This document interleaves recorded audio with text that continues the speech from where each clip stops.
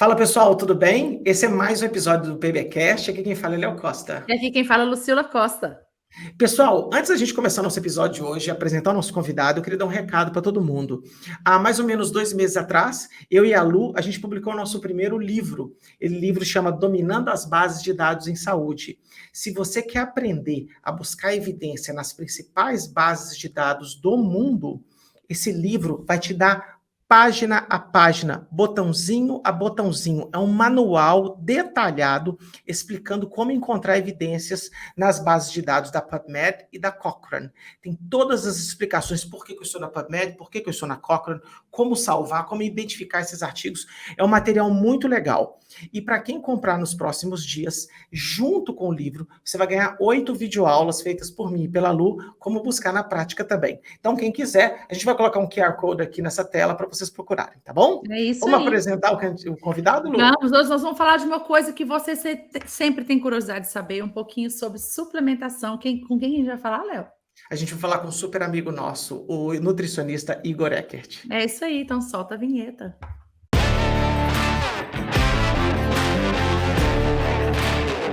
Queridos amigos, esse é um episódio que a gente queria muito fazer há muito tempo, por 2 razões. Primeiro, pelo convidado. O Igor está na nossa lista de convidados aqui, Há né, muito Igor? A gente tem uma lista grande de convidados que a gente fala assim, qual que é o convidado que a gente pode convidar sem nenhum medo? O Igor está nessa lista aí, tem um amarelo e tem um vermelho. E tem muito tempo, Lu, Igor e amigos do PBcast, que a gente queria fazer um podcast sobre um tema que parece que só aumenta o assunto sobre isso, que é sobre suplementação. A gente escuta cada dia, desde que eu sou criança pequena lá em BH, a gente escuta sobre algum tipo de suplementação.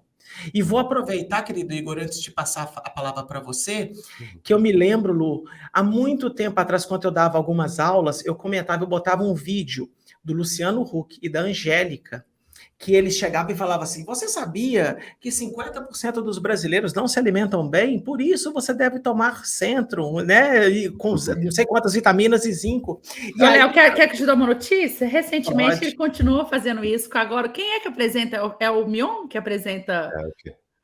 o Sabadão lá e o Luciano no domingo. Eles continuam. Domingo passado teve uma mega promoção para quem comprasse, ganhava 2 vidros e vamos suplementar a galera toda. Continua. Então, isso, né? Isso é um ponto. A gente está falando de suplementação de vitamina, mas pode ser vitamina, mineral, pode ser uma porrada de outra coisa. E eu falei assim, cara, esse é o momento da gente chamar o Igor para cá, tá? Então o Igor tem muito. O Igor, a gente não precisa ter medo de falar assim, ele não sabe interpretar evidência, ele sabe. E 2, ele é do ramo, ele é nutricionista. E Igor, muito obrigado pelo aceite. É uma honra ter você aqui com a gente. Você é um cara querido que ajuda muitas pessoas. Se apresente, por favor, para a galera, para quem não te conhece. Perfeito. Gente, assim, eu agradeço demais também o convite. É uma honra muito, muito, muito grande estar aqui com vocês. Eu admiro muito vocês, o trabalho de vocês e tudo que vocês têm feito, sabe, pela PBE em si, pela ciência em si aqui dentro do Brasil. Se a gente imagina um universo paralelo que não tem o Léo e a Lucila, a gente não estaria, assim, nem na metade do caminho que a gente está agora, assim. Ainda tem muito trabalho pela frente, né? Mas acho que a gente fez um progresso muito grande nos últimos anos e acho que isso, não tenho, assim, dúvida nenhuma que a gente pode dar uma boa parte do crédito para vocês. Então, assim, deixo meus agradecimentos não só pelo convite, mas também por tudo que vocês estão fazendo. Obrigada. Gente, sobre mim, o que eu sou? Eu sou nutricionista, então, deu essa introduzida. Me formei na Universidade Federal de Ciências da Saúde de Porto Alegre, ali em 2021. Era para ter me formado em 2020, mas por causa da pandemia a gente ficou meses sem fazer nada nos estágios e paradão. Por um lado foi bom, porque foi naquele tempo que eu me dediquei totalmente a estudos basicamente de metodologia científica, estatística. Eu já vinha estudando há um bom tempo, mas naquele período eu não fazia mais nada. Era, tipo, meus dias eram literalmente acordar, escrever a minha revisão, estudar sobre, que eu estava fazendo minhas revisões temáticas naquela época também, 2020, e estudar sobre, ler muito, e aí eu acho que eu comecei a ganhar um know-how de conhecimento teórico muito interessante, ao mesmo tempo que a gente estava produzindo revisões temáticas, ao mesmo tempo que a minha orientadora me indicava para outras pessoas que precisavam de ajudas em coisas bem básicas, assim, de conduzir uma revisão sistemática, meta-análise, o pessoal que estava fazendo tese, dissertação, trabalho de conclusão de residência. E, assim, a gente sabe que a formação ela é muito escassa em termos de produção de ciência e interpretação de ciência também. Então, mesmo não sendo super especialista, naquela época eu já estava bem encaminhado e eu consegui ajudar. E aí foi meio que naquele momento que eu comecei a dar algumas consultorias individuais e meio que as coisas foram se acumulando, assim, essa experiência de produzir revisão sistemática com da consultoria, que na consultoria você aprende muito também, né? Porque tem um detalhe ou outro que você não sabe, você vai pesquisar, você vai aprender. Exato, aprende com outras pessoas também, pede ajuda para algum amigo mais experiente.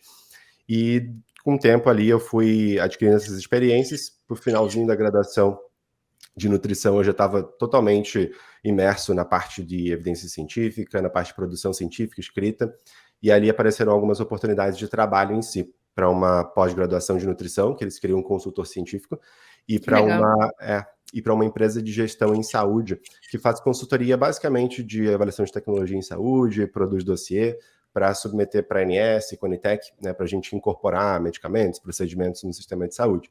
É uma empresa aqui de Porto Alegre, que eles contratam freelance, né, para fazer revisão sistemática e tal, e aí eu mandei, preenchi o forms lá, falei, bom, vou ver se eles me respondem. A gente teve uma reuniãozinha depois de alguns meses, eles gostaram de mim e a gente trabalhou junto em alguns projetos. Que legal, né? Legal. E aí, esse gancho que você falou, assim, eu sempre reforço isso com os nossos alunos, assim, muitos alunos nossos, ex-alunos, que aprenderam a fazer bem uma revisão sistemática, tiveram ótimas oportunidades de emprego. E eu te escutando, é legal ouvir isso para reforçar para a galera como é importante aprender uma metodologia, algumas vezes, que é facilmente aplicada no mercado, que em vários tipos de trabalhos diferentes, que as pessoas acham que a habilidade acadêmica a gente usa só para fazer pesquisa dentro da universidade, não é. E é muito legal escutar a sua história, de ver uma habilidade que você aprendeu e tantas portas que abriu em seguida. É muito bom. Não, desculpa, eu não quero te interromper. Ô, Igor, eu tenho uma curiosidade, cara, antes da gente ir pro tema. Eu sou fã da universidade onde você fez a sua graduação. Eu tenho grandes amigos lá na Universidade Federal de Ciências da Saúde de Porto Alegre, a UFIXPA, né? Era da antiga Santa Casa ali. O ambiente lá, cara, ele é propício para esse tipo de aprendizado? Ou foi você que era muito interessado e se deu muita sorte? Como é que foi? Cara, eu posso te dizer, assim, dentro da minha graduação, pelo menos, dentro da nutrição, eu tive uma sorte muito grande de ter tido contato com uma professora que entende muito de metodologia. E ela tinha muita experiência com revisão sistemática e meta-análise. Na época que eu conheci ela, esse ímpeto por já aprender sobre MBE, sobre revisão sistemática, epidemiologia, ele estava começando. E aí meio que foi um match muito, muito bom, que eu conheci uma professora que era muito boa em avaliação nutricional. E aí depois que eu fui conhecer melhor sobre ela, eu vi que ela tinha muita produção científica, entendia muito de metodologia. E aí eu fiquei com ela, a gente nunca mais separou, até hoje colabora. Que legal, a importância de grandes professores na vida da gente. Exato. Cara, no mundo acadêmico, basta um cara estar perto de você e te inspirar e ele te leva. Até para, por exemplo, né, dentro da fisioterapia, né, os professores que eu mais gostava eram da ortopedia, aí naturalmente você vai para lá, às vezes você nem pensou em ir para lá, mas você acaba indo, né? Mas eu adoro histórias acadêmicas, eu falo assim, todos nós como professores, né, que a gente é velho, como professor de casa, e eu sempre brinco assim, as sementes a gente joga, sempre, qualquer professor, mas são poucos alunos que querem semear. Então é muito gostoso quando também encontra um aluno igual você, que, igual você falou, se deu match, é legal ouvir, porque como professor, é muito gostoso ter alguém que quer ouvir aquilo que você quer ensinar, e que valoriza, e que vê o potencial naquilo, na profissão da pessoa.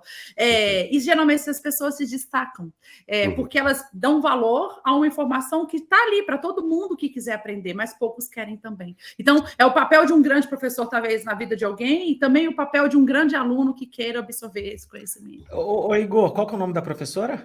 Flávia Moraes Silva. Vamos enaltecer a Flávia. Sempre menciono ela, sempre falo dela. Provavelmente vai assistir depois. Então, professora Flávia, você deve ser muito orgulhosa com o cara que você formou aqui embaixo. Parabéns. É isso aí. Querido Igor, eu vou parar de falar e eu quero só ouvir agora. Para que as pessoas fazem suplementação? Para que serve esse troço? Entendeu? Em linhas gerais, tenta dar uma explicada. Para que as pessoas suplementam? Ótima pergunta. É uma pergunta desafiadora. a gente poderia pensar por duas vertentes. A gente poderia pensar na vertente de o que as pessoas gostariam que acontecesse com uma suplementação, ou seja, qual é o propósito do usuário em si. Então, qual a expectativa dele, qual a crença dele, qual o desejo, vontade dele com alguma coisinha que ele pode usar, e aí um suplemento, por exemplo. Ou poderia pensar em qualquer outro tipo de tratamento, mas falando de suplemento, assim. Uma outra abordagem seria a gente pensar, tá, por que a suplementação poderia ser utilizada? E aí pensando muito mais no racional científico, no racional de o que de fato tem algum embasamento, o que mais faz sentido, o que é mais plausível biologicamente. E quando a gente pensa na visão da pessoa, na visão do usuário, geralmente o usuário ele quer algum benefício clínico a mais, alguma vantagem a mais, melhorar a vida dele de alguma maneira. Ou ele quer resolver algum problema de alguma doença que ele está tendo, então eu quero curar minha doença. Ou eu quero colocar os sintomas em remissão, eu quero controlar essa doença, eu quero amenizar os problemas que ela me causa. Essa pessoa quer algum benefício.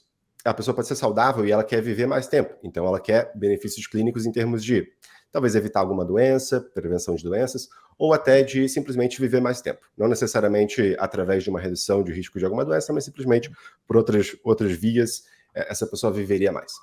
Então, a gente quer benefícios em geral, clínicos. A gente quer que a nossa vida melhore, que a nossa vida seja, enfim, a gente quer mais longevidade. Só que o que a ciência acaba mostrando para a gente? Ela acaba não sendo exatamente consistente, muitas vezes, com os desejos e nossas vontades e nossas crenças. A ciência, muitas vezes, ela desaponta, ela desanima. E aí eu acho que isso gera muita... faz com que as pessoas elas fujam um pouco da ciência e elas tendam a ir por outro caminho, o caminho que é um pouco mais alternativo, que começa a pensar de uma forma até diferente do que a ciência diz. Então, a ciência diz uma coisa, mas a pessoa interpreta de outra forma. E o que a ciência diz, afinal, né, sobre o propósito da suplementação? Na maioria das vezes, assim, ó, se a gente for pensar em 90% dos casos, quando a gente pensa em suplementar alguma coisa, a gente está pensando em corrigir alguma deficiência. A alimentação da pessoa, ela está carente de algum nutriente. Exato. Ou, e aí tem uma outra coisa muito bacana que pouca gente fala sobre, porque sempre que a gente pensa em suplementação, pelo menos em rede social, principalmente, a gente está pensando em pessoas saudáveis. Mas no contexto de populações carentes, no contexto de idosos, no contexto de populações muito específicas, a gente tem um uso interessante de suplementação também, que seria para prevenir uma potencial deficiência que não existe. Então, temos o caso aqui de uma deficiência que já existe, a gente quer corrigir ela, e aí evitar os problemas que surgem por causa da deficiência, e ainda a gente tem situações em que é possível que a gente use uma suplementação para prevenir algum problema que pode acontecer, alguma deficiência que pode acontecer no futuro. Populações de alto risco, e aí a gente poderia pensar em diversas populações que estão em alto risco e que seria razoável fazer uma suplementação meio profilática. Ô, Igor, posso te interromper um segundo? Eu também tô aqui. Lu, você quer perguntar, Lu? Vai? Não, talvez você vai falar a mesma coisa que eu. Vai que talvez eu pergunte depois. É porque eu não queria perder o fio. O fio tá maravilhoso. Parte-se do princípio que para você colocar algo dentro do seu corpo tem que estar algo faltando, ou seja, tem que medir esse troço, é certo? Ou porque algo que você prevê que pode faltar numa situação específica, né? Eu vou dar 2 exemplos aqui agora. É muito comum as pessoas falarem assim, não, eu estou tomando 1 milhão de vitamina. Eu falei, cara, você mediu para ver se está faltando mesmo? Ou do jeito que entra, sai no xixi lá, todo fluorescente lá, né? Parece que você faz xixi de noite, sobe um facho de luz assim, né? Essa é a primeira. 2, o Igor deu um exemplo. Existe uma Cochrane Review de suplementação vitamínica para pessoas que vivem, tipo assim, no deserto, no interior da África, para crianças. Aí o Igor está certíssimo. A nutrição básica dos caras é abaixo do crítico. Exato. Aí a prevenção de mortalidade por suplementação com esses farelos enriquecidos faz, tipo assim, cara, 12, 13% de redução de mortalidade em nível populacional. É um mundo de gente. Exato. E eu acho que essas coisas se confundem, né, Igor? Assim, eu moro aqui no Brasil, eu vejo gente muito famosa, eu vou dar um nome aqui, Thiago Nigro, o cara come bem. Aí de manhã o cara mostra 14 comprimidos na mão e ele come. Eu falo, cara, não é possível que esse cara não tenha uma alimentação adequada para precisar. Porque o contexto dele é improvável que ele não vai ter as doses normais.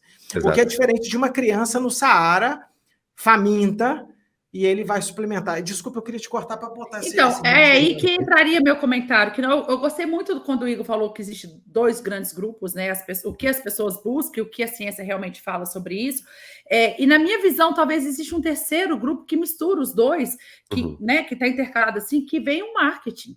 Porque, infelizmente, o marketing do suplemento é muito forte. Sim, e aí eu consigo ver, casando com o exemplo que o Léo deu agora, por que pessoas que não se encaixam muito no segundo grupo, que talvez tenha necessidade ou de prevenir, que pode ser um grupo de risco, igual o Igor falou muito bem, ou que tem uma deficiência, mas talvez são pessoas que querem alguma coisa, mas talvez tem pessoas que estão suplementando que nem sabe se quer alguma coisa, mas que está na moda, está todo mundo suplementando. Eu falo isso porque eu vivo em vários grupos. Eu tenho o grupo do CrossFit, eu tenho o grupo da universidade, eu tenho o grupo de amigos, e aí você vê as modinhas de grupo diferente. Um grupo, todo mundo suplementa uma coisa, o outro grupo, todo mundo está preocupado com magnésio, o outro grupo está preocupado. E eu já sou uma mulher que passou dos 40, tem os grupos das quarentonas, que está todo mundo suplementando outras coisas, porque é moda. É moda, é altamente divulgado, pessoas na qual a gente admira da mesma idade, com desempenho legal, que faz coisas que a gente gostaria de estar fazendo ou mantendo, suplementando, aí você atribui o sucesso de alguém àquele suplemento. E aí você fala assim, opa, vou suplementar também. Então, assim, é um mundo que eu acho que é muito fácil alguém tomar uma decisão de tomar algo sem saber nem por que tomou. Se foi por indicação, se não foi. Lucila, essa sua fala me trouxe uma... Dá para a gente fazer um link, vários links, obviamente, né? Mas dá para fazer um link muito legal. A primeira coisa que me veio na cabeça... Uma das coisas, na verdade, 2 coisas. O primeiro ponto, você falou, a gente acaba atribuindo esses resultados ao que a pessoa relatou que está fazendo, ou uma coisa que ela acha que ela está fazendo de diferente de todo mundo, e só isso é que seria o responsável pelo melhor resultado dela. Ela está se sentindo melhor, ela está emagrecendo mais, ou ela está tendo maior disposição no treino, ou ela, enfim, consegue controlar melhor... A pele, colágeno, tudo lindo. Exato, a pele... mas E aí, assim, a gente pode pensar... primeiro, tem aquela questão de será que esse benefício é real ou só a percepção da pessoa? Mas vamos assumir que esse benefício é real. Vamos assumir que o benefício não, mas os resultados em si. Ela de fato está melhor.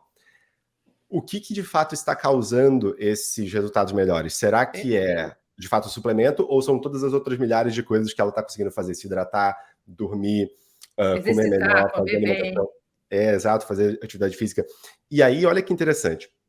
Certamente, boa parte da audiência, principalmente do Léo, Lucila, a audiência deve saber, mas se o Léo achar que é oportuno, a gente pode explicar. O que é aquele fenômeno de Healthy User Bias, que aparece nos estudos, né, que é o viés do usuário saudável, né? Isso aqui é um exemplo perfeito que a Lucila colocou desse viés. Como que o uso no mundo real, que daí vai aparecer em estudos observacionais, de suplementos, ele acontece na vida real e como que isso vai ser transposto para um estudo observacional que certamente vai dar um resultado positivo. O estudo observacional ele sempre vai dar um resultado positivo porque as pessoas que estão mais inclinadas a usar esses suplementos, elas também se preocupam mais com a saúde delas. Então é isso, você está no CrossFit, você está fazendo diversas mudanças na sua vida, você está interessado e você vai ser mais cativado por essas propagandas que falam que o suplemento vai fazer bem para a sua saúde.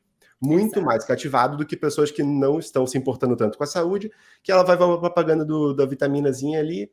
Tudo bem, algumas pessoas vão comprar, mas a maioria das pessoas que são sedentárias e que não estão tão afim de melhorar a saúde, elas não vão se sentir tão persuadidas. Mas a pessoa que está fazendo de tudo, ela quer mais aquele negocinho, ela quer fazer o máximo possível para melhorar. Diferencial, exato. E aí você tem, obviamente, uma amostra muito selecionada. Quem usa suplemento tende a ser mais saudável por diversas outras questões. Então, eu acho muito legal que a gente fez esse link.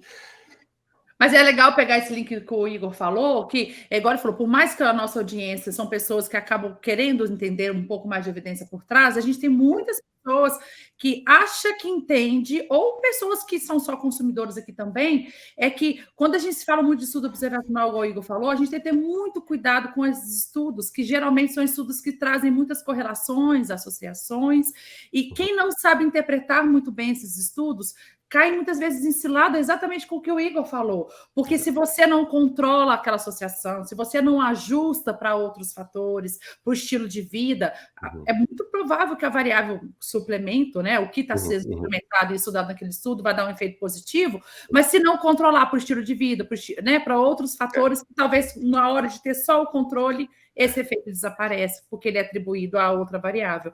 Na nutrição... E isso confunde muito, tem muita pesquisa ruim na área, tem muito artigo ruim. Exato, e isso confunde um monte de gente, até as pessoas que sabem ler artigos, que pegam um artigo desse, mas está aqui, professora, um artigo na Lancet, não sei aonde, com uma associação, e na hora que você olha, essa associação não está bem concluindo o que quis dizer, né? Exato.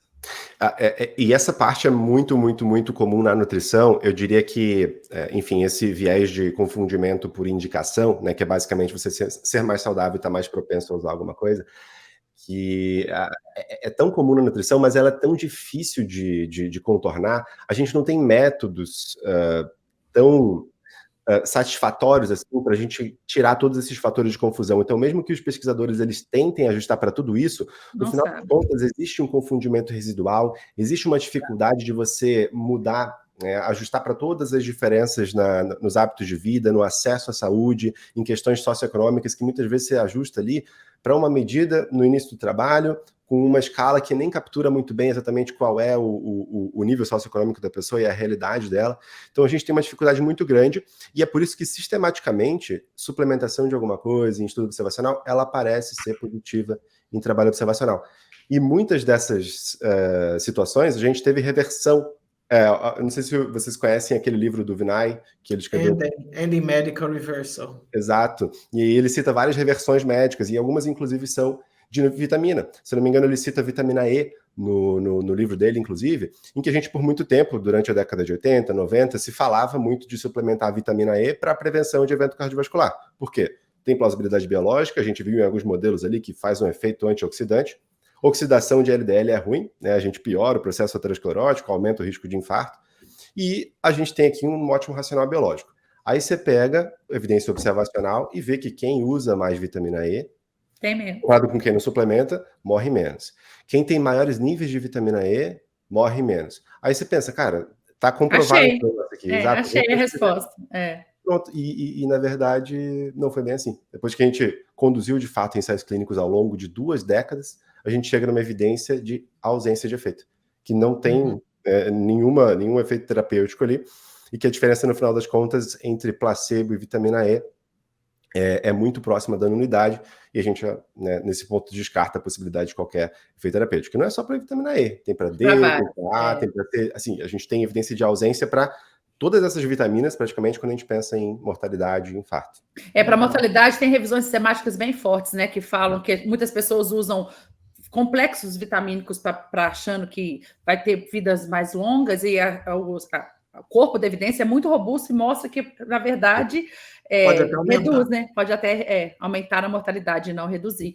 E é chocante isso, né? A gente usa esses exemplos direto em aula nossas no início para mostrar, porque geralmente, como físio, a gente tenta mostrar coisas até fora da nossa área, para mostrar assim, sim, todas as áreas têm exemplos assim, né? Inclusive na fisioterapia, na nutrição, na medicina, e depois você traz um público para o seu alvo, para abrir a cabeça das pessoas. Ô Lu, deixa eu fazer uma pergunta para o Igor do ponto de vista clínico. Se você souber de cabeça, Igor, me fala aí 2 ou 3 casos de gente que está doente, ou populações específicas que se beneficiam de algum tipo de suplementação, qual seja. Sei lá, gestante, idosos. Só para a gente falar, vamos falar a parte boa, porque esse trem funciona. Depois eu vou falar de normal, tá? Depois eu queria tocar no ponto de creatina e tal. Mas vamos falar de doença. Quando que uma população X vai se beneficiar de um suplemento? Perfeito. Quando a gente pensa em doença, eu acredito que a maior parte, assim como a gente comentou lá no início, né, a maior parte das situações em que a suplementação ela vai ser indicada, elas são os casos em que a gente consegue ter uma deficiência clara ou uma alta probabilidade de deficiência. E aí o paciente, ele obviamente, ele vai se beneficiar. E a gente está pensando em idosos, a gente está pensando em muitas doenças que são doenças relacionadas ao sistema gastrointestinal, que muitas vezes elas envolvem alguma síndrome desabsortiva. E a pessoa acaba tendo a probabilidade de ter uma maior deficiência de algum nutriente, justamente porque ela acaba não conseguindo absorver. Entendi. E, obviamente, quando a gente tem algum problema gastrointestinal, não é só o problema da absorção, é o problema da alimentação em si, em geral. Então, a gente consegue comer menos, comer pior, e ainda, do pouco que a gente consome, a gente acaba conseguindo absorver menos. Assim, algumas condições muito específicas que a gente tem um efeito terapêutico meio que comprovado, assim, é difícil a gente falar com alta qualidade de evidência, mas, assim, como evidência que pelo menos em termos do limiar de prescrição que a gente tem na nutrição, faz sentido a gente pensar que funciona, por exemplo. Então a gente pega ali pacientes hospitalizados. Quem tem lesão por pressão, a gente consegue enxergar na literatura científica algumas evidências que mostram que fórmulas específicas, que a gente chama de fórmulas imunomoduladoras, que tem arginina, ômega 3 e alguns outros nutrientes ali específicos, elas promovem uma aceleração nessa recuperação de lesão. E aí, obviamente, no hospital, quando a gente pensa no paciente que tem lesão por pressão, ou que você sabe que ele tem um risco maior, de acordo com características da observação clínica que você está fazendo desse paciente, assim, é meio que um no-brainer, assim, você não vai pensar muito em trocar essa fórmula, porque a fórmula ela vai manter os macronutrientes, isso se a pessoa estiver recebendo uma nutrição enteral, mas também dá para usar suplemento via oral, né? Ela vai manter o mesmo macronutriente, então em termos de energia, proteína, carboidratos, literalmente a mesma coisa, só que ela vai ter uma adição de alguns nutrientes. Legal. A nível de prescrição clínica, super tranquilo isso, você não tem uma consequência negativa de você estar prescrevendo alguma coisa, sabe? O potencial risco de ter uma fórmula com alguns nutrientes a mais é muito pequeno frente ao benefício. A questão fica mais para a gestão hospitalar, e daí isso é uma pauta bem quente, assim, nessa área de nutrição hospitalar. Será que vale a pena você investir em fórmulas mais caras, essas que são especiais, sendo que quando você não tem uma comprovação tão grande de benefício assim, para lesão por pressão e outras situações ali de fórmula imunomoduladora, a gente tem. Mas a indústria, ela tenta vender um monte de fórmula específica. Tipo, para paciente crítico, inclusive, uma das meta-análises que eu acabei publicando foi para paciente crítico. Se fórmulas enterais para esses pacientes, quando elas são especializadas para controle glicêmico, para você não ter tantos picos e vales de glicemia, para controlar direitinho, se essas fórmulas elas promovem um benefício clínico real para o paciente crítico, além das fórmulas normais. E qual que seria o downside de você fazer isso? É caro. Esse negócio para o hospital, você comprar um monte de fórmula ao longo de um ano, olha o quanto de custo você teria a mais. Então, você tem que promover um benefício, você tem que reduzir o tempo de internação hospitalar, você tem que reduzir o risco de morte. E quando a gente fez essa meta-análise, a evidência super escassa, mas a gente não viu nenhuma evidência sugerindo melhora de tempo de internação na UTI, redução de mortalidade, tempo de ventilação mecânica. Melhorou um pouquinho a glicemia, melhorou um pouquinho a necessidade de usar insulina no paciente, mas o desfecho clínico em si, essa evidência não existe. A melhora na glicemia não é um parâmetro substituto razoável para a gente dizer que vai beneficiar o paciente, e a evidência é de muito baixa qualidade. Então, a indústria ela vai ter que fazer muito lobby para vender essas fórmulas, porque a evidência em si ela não está lá. Ô Igor, me tira uma dúvida clínica. Se um paciente tem um distúrbio gastrointestinal e aí por causa disso ele não consegue absorver bem, a via de administração dessas vitaminas, minerais, suplementos, eles têm que ser feitos tipo endovenosa? Como é que é? Ou ainda assim é oral? Pode ser. É uma boa pergunta. Na maioria das vezes a gente vai seguir as nossas, assim, a gente vai sempre priorizar oral, enteral e por último endovenosa. Né? Então, a gente vai afastar o máximo possível a endovenosa ali e só usar realmente quando você vê que, se eu continuar, o paciente vai continuar perdendo peso, se for realmente uma desabsorção grave, ou se ele não tem capacidade de comer direito e não está tolerando dieta enteral. Aí você vai para uma endovenosa. Entendi. E se o paciente ele tem uma manifestação clínica de deficiências nutricionais, então, por exemplo, ele não está necessariamente perdendo peso, mas micronutrientes em si, ele está absorvendo muito mal, você já começa a ver manifestação clínica. E aí sim você vai pensar em uma suplementação endovenosa ou parte da dieta dele vai virar uma dieta parenteral mesmo.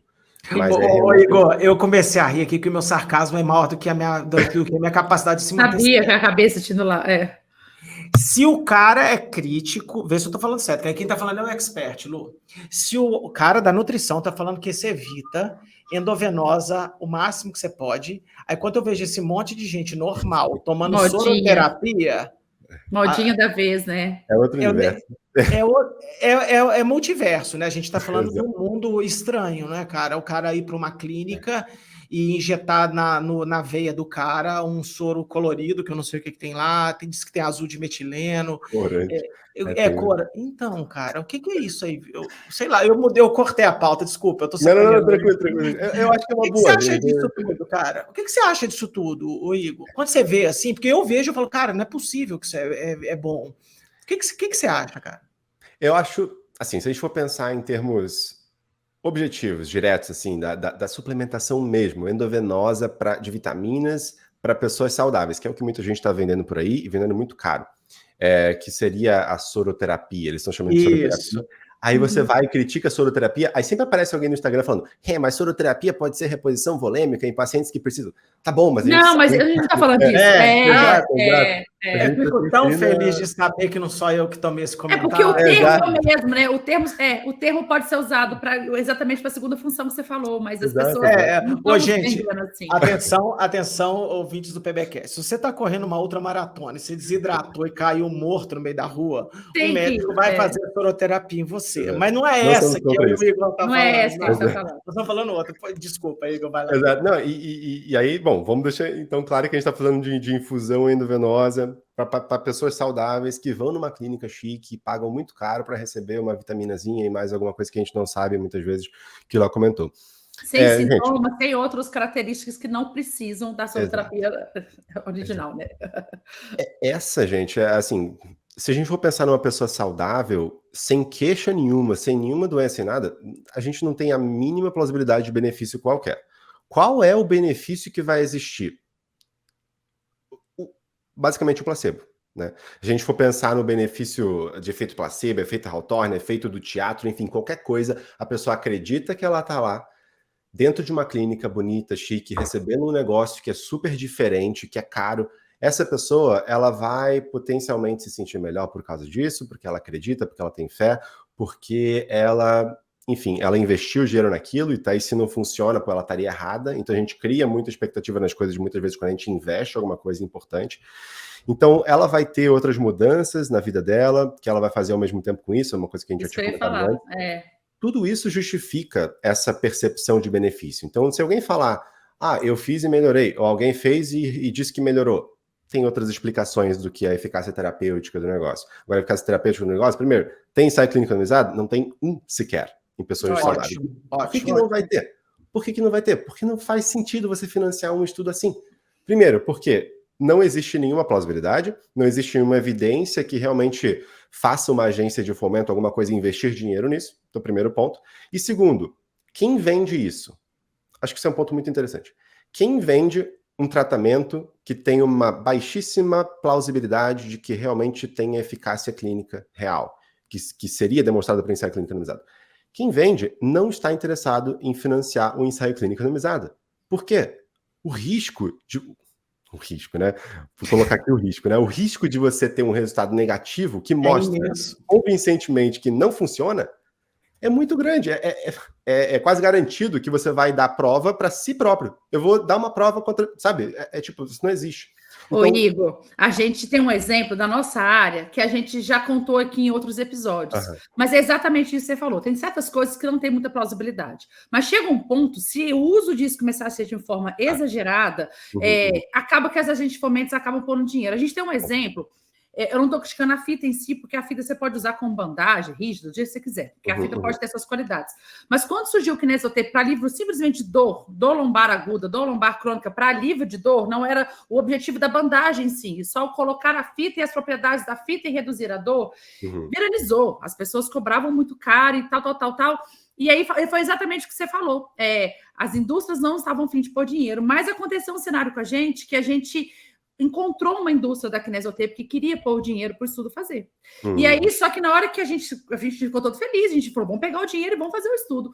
Só que na hora que a gente colocou as nossas condições de participar como pesquisadores para fazer o estudo, que a gente falou assim, a gente agradece a verba, só que tem uma condição, vocês vão financiar a verba, só que as decisões metodológicas, o rigor metodológico é nosso e independente do resultado, como pesquisadores iremos publicar. Quando o projeto chegou na mesa, que era um projeto bem escrito, com metodologia correta, eles não financiaram, porque foi exatamente falou assim, a gente vai dar um tiro no próprio pé, nós não vamos financiar mais, a gente estava já comemorando, estava tudo pronto, tinha até aluno de mestrado engatilhado para fazer o projeto, e aí a gente foi no FAPESP, e a gente escreveu exatamente isso. Existe pessoas estão utilizando, estão sendo enganadas, não existe plausibilidade, mas a gente precisa ter evidência para pelo menos frear o uso. E a gente conseguiu dinheiro com essa verba pronta, mostramos que a indústria negou depois do projeto pronto e a FAPESP financiou. E isso depois de 10 anos, Léo. Agora que a gente vê que as pessoas não usam mais o kinesiotape tanto assim para aquele objetivo. E é isso, tipo assim, olha como demora a evidência até ser implementada. Mas Lu, e o caso que o Igor está falando aqui, imagina, é um ensaio clínico de um cara com 3 neurônios, ele faz um maravilhoso. É muito fácil, é muito simples. Ele pega um monte de gente saudável e bota um soro do jeito que o cara quer que põe, bota um outro da mesma cor. Imagina o efeito do teatro que o Igor está falando aqui. Você vai pegar uma agulha, vai enfiar na veia do cara, vai botar numa clínica legal, só que naquele soro só tem um soro fisiológico colorido, né? Porque não tem cheiro, não tem nada, infunde médios desfechos. Não existe nenhuma chance de falar que isso é difícil. Né? Agora, o que o Igor falou, uma coisa que é muito interessante, vou tocar nesse assunto, eu só falo assim, mas não há interesse de fazer esse tipo de ensaio clínico. É claro que não, do ponto de vista do cientista, ele vai falar, cara, eu já sei o resultado antes de conversar. Qual que é a minha motivação enquanto cientista? Provar que o negócio não serve para nada. Nenhuma.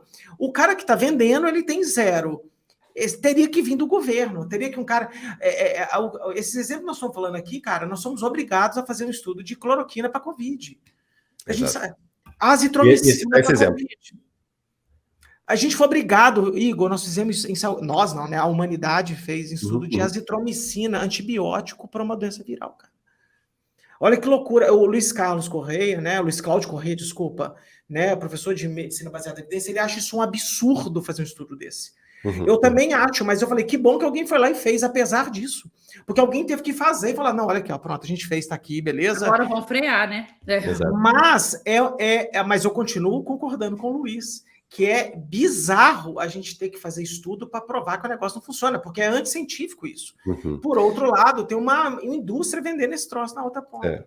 E gera um problema outro também, porque primeiro que é anticientífico, porque obviamente a gente gostaria a gente, né, porque a gente conduz um estudo, a gente vai conduzir estudo para tentar ver se realmente aquela hipótese ela é verdadeira, você consegue rejeitar a hipótese nula. Não faz sentido você conduzir um estudo para desprovar alguma coisa, se ela não foi provada antes, né? E um problema que surgiu na pandemia ali, com cloroquina, com ivermectina também, a gente nunca vai conseguir desprovar todas as possíveis hipóteses sobre ivermectina. Porque não é ivermectina para a Covid, é ivermectina para a Covid em determinada dose, em determinada população, em determinado timing, em adjunto com alguma coisa, em adjunto com outra coisa. E aí, cara, a gente tem milhares de hipóteses diferentes para ivermectina em Covid. Para diversos desfechos diferentes, populações diferentes. E você não vai ter estudos para desprovar tudo. Então isso é mais um outro problema que adiciona. Além de filosoficamente não fazer sentido, na prática é impossível você trabalhar desprovando coisas, né? Mas isso é um ponto muito importante que a Lucila trouxe, né, do exemplo do kinésio, e aí para a Covid se aplica, né? Que realmente era uma coisa importante. A gente vai, muitas vezes, ter algum estudo, mesmo com plausibilidade baixa, com evidência que não tem essa fundamentação boa, por circunstâncias pragmáticas, né, de mundo real. E aí isso é bem importante. Cara... Por que, Igor? A minha percepção que eu acho assim, eu concordo 1000% que você falou, que ficar desprovando não é o papel do cientista. Mas aí a fala do outro lado é exatamente essa. Você não está desprovando, você não testou, não é? Aí eles usam a própria fala científica para falar ausência de evidência. Nós não temos evidência para falar, e a gente vai ficar esperando a ciência provar, e eu estou vendo o benefício, eu observo no meu consultório, que é assim que se vende isso. Né, os médicos falam assim, olha, não tem porque eles não querem fazer, mas olha, eu tenho tantos pacientes que eu já tratei e eu observo que são falas falaciosas. Exato. E que são usadas, infelizmente, para as pessoas de qualquer área para vender técnicas que não têm plausibilidade de ser testadas. Então, eu concordo 1000%, mas na hora que chega algo que fala assim, calma, agora tem, chega, não fale mais que não tem, vocês queriam o estudo, está aqui o estudo, já então vão como cientista, pô, hipótese nula, mesmo sabendo que não faz sentido, mas pelo menos para não ter essa fala mais, que infelizmente é utilizada em larga escala. A gente acabou de gravar um episódio de dor com a Andréa Furlan, que eu sou apaixonada com ela, que é uma mega especialista de dor que mora no Canadá. E aí a gente acabou de sair na Netflix, aquele Império da Dor. E a gente é a história do Oxycontin. E foi exatamente isso. Foi uma evidência que não, por falta de evidência, vira uma indústria, né, enorme de venda de um medicamento que, né, com falas falaciosas da ciência. Então, tem horas que, né, não é o caso que a gente está falando, que lá tinha até uma plausibilidade de fazer o estudo, mas o cuidado que a gente tem que ter, porque é gritante como várias áreas fazem isso o tempo todo. É isso aí. Querido Igor, o que você pensa de uso de suplementação para pessoas saudáveis que possa... Aí você pode botar no contexto, se quiser, do esporte, onde você se sentir mais conforto. Quando que a gente usa alguma coisa? Sei lá, o Leozão aqui, 47 anos, metido a crossfiteiro, frango, ele quer melhorar a performance no esporte. Se você fosse meu nutricionista, o que você poderia considerar numa consulta? Faz o que você achar melhor. Pois é.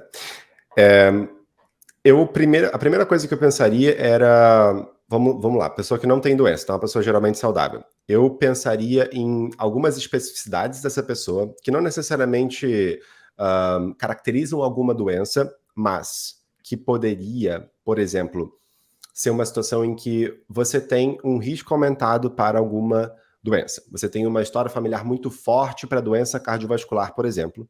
Perfeito. E você acredita... Aí a gente poderia somar isso com, obviamente, seus exames, porque você pode ter uma história muito forte de doença cardiovascular, mas, cara, seu perfil lipídico está muito bom e você não usa medicamento nenhum, você, né, é fisicamente ativo e tudo mais.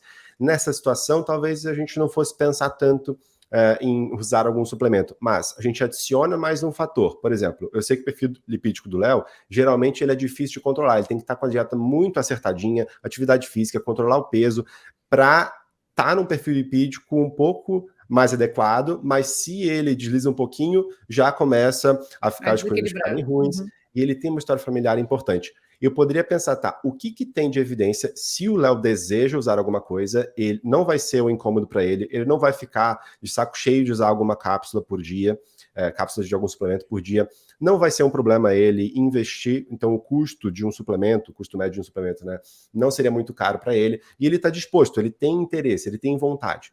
Nessa situação clínica, por exemplo, eu poderia pensar em alguns suplementos que, mesmo que eles não tenham uma qualidade de evidência muito alta para realmente dizer que, olha só, essa prescrição vai ser aceita, na verdade, pela maioria das pessoas, provavelmente, e que faz sentido prescrever.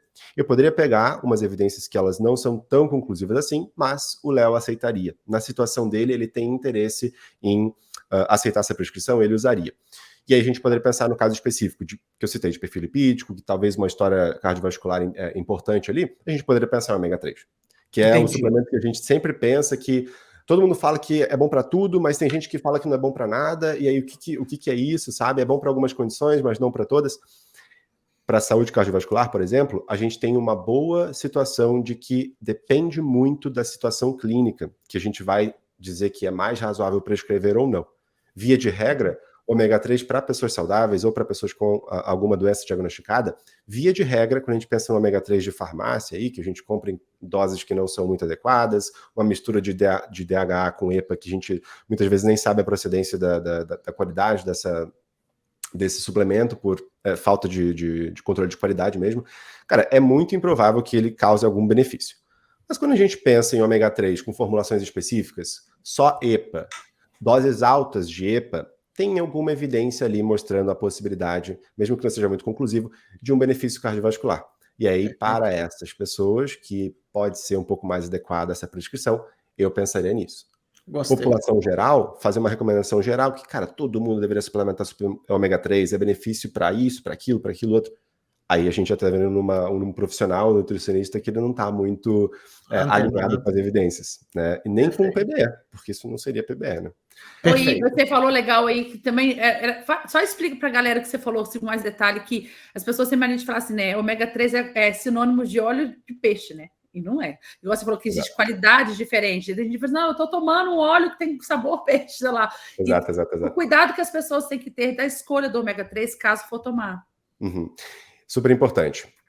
Eu não sou, já um disclaimer aqui, eu não sou super especialista em ômega 3 suplementação, tá? Mas o que a gente precisa entender da lógica da suplementação de ômega 3? Primeira confusão que muita gente faz, eu chutaria que a maioria das pessoas faz, é acreditar que ômega 3 é óleo de peixe. E essas gorduras que existem dentro do ômega 3 são gorduras que são provenientes apenas do peixe. E aí, se eu não consumo peixe, eu não tenho ômega 3 entrando. E o ômega 3 é um ácido graxo, um nutriente essencial. Como é que eu posso ser saudável sem consumir uma coisa que é essencial, já que eu não estou consumindo peixe? A confusão é, ômega 3 é uma família de diversos ácidos graxos diferentes. Alguns têm uma cadeia mais longa, outros têm uma cadeia mais curta. Ômega 3 em si é essencial, mas não é o do peixe que é essencial, Só é a o do família. peixe. Exato. Perfeito. E aí a gente tem que consumir uma quantidade, ali varia de acordo com a idade, de acordo com o sexo, tá? Mas a estimativa, a gente nem tem essa estimativa direito, porque não tem evidência disso. É incrível, mas a gente não tem evidência do quanto de ômega 3 a gente precisa. O essencial mesmo, tá? Não o específico do peixe.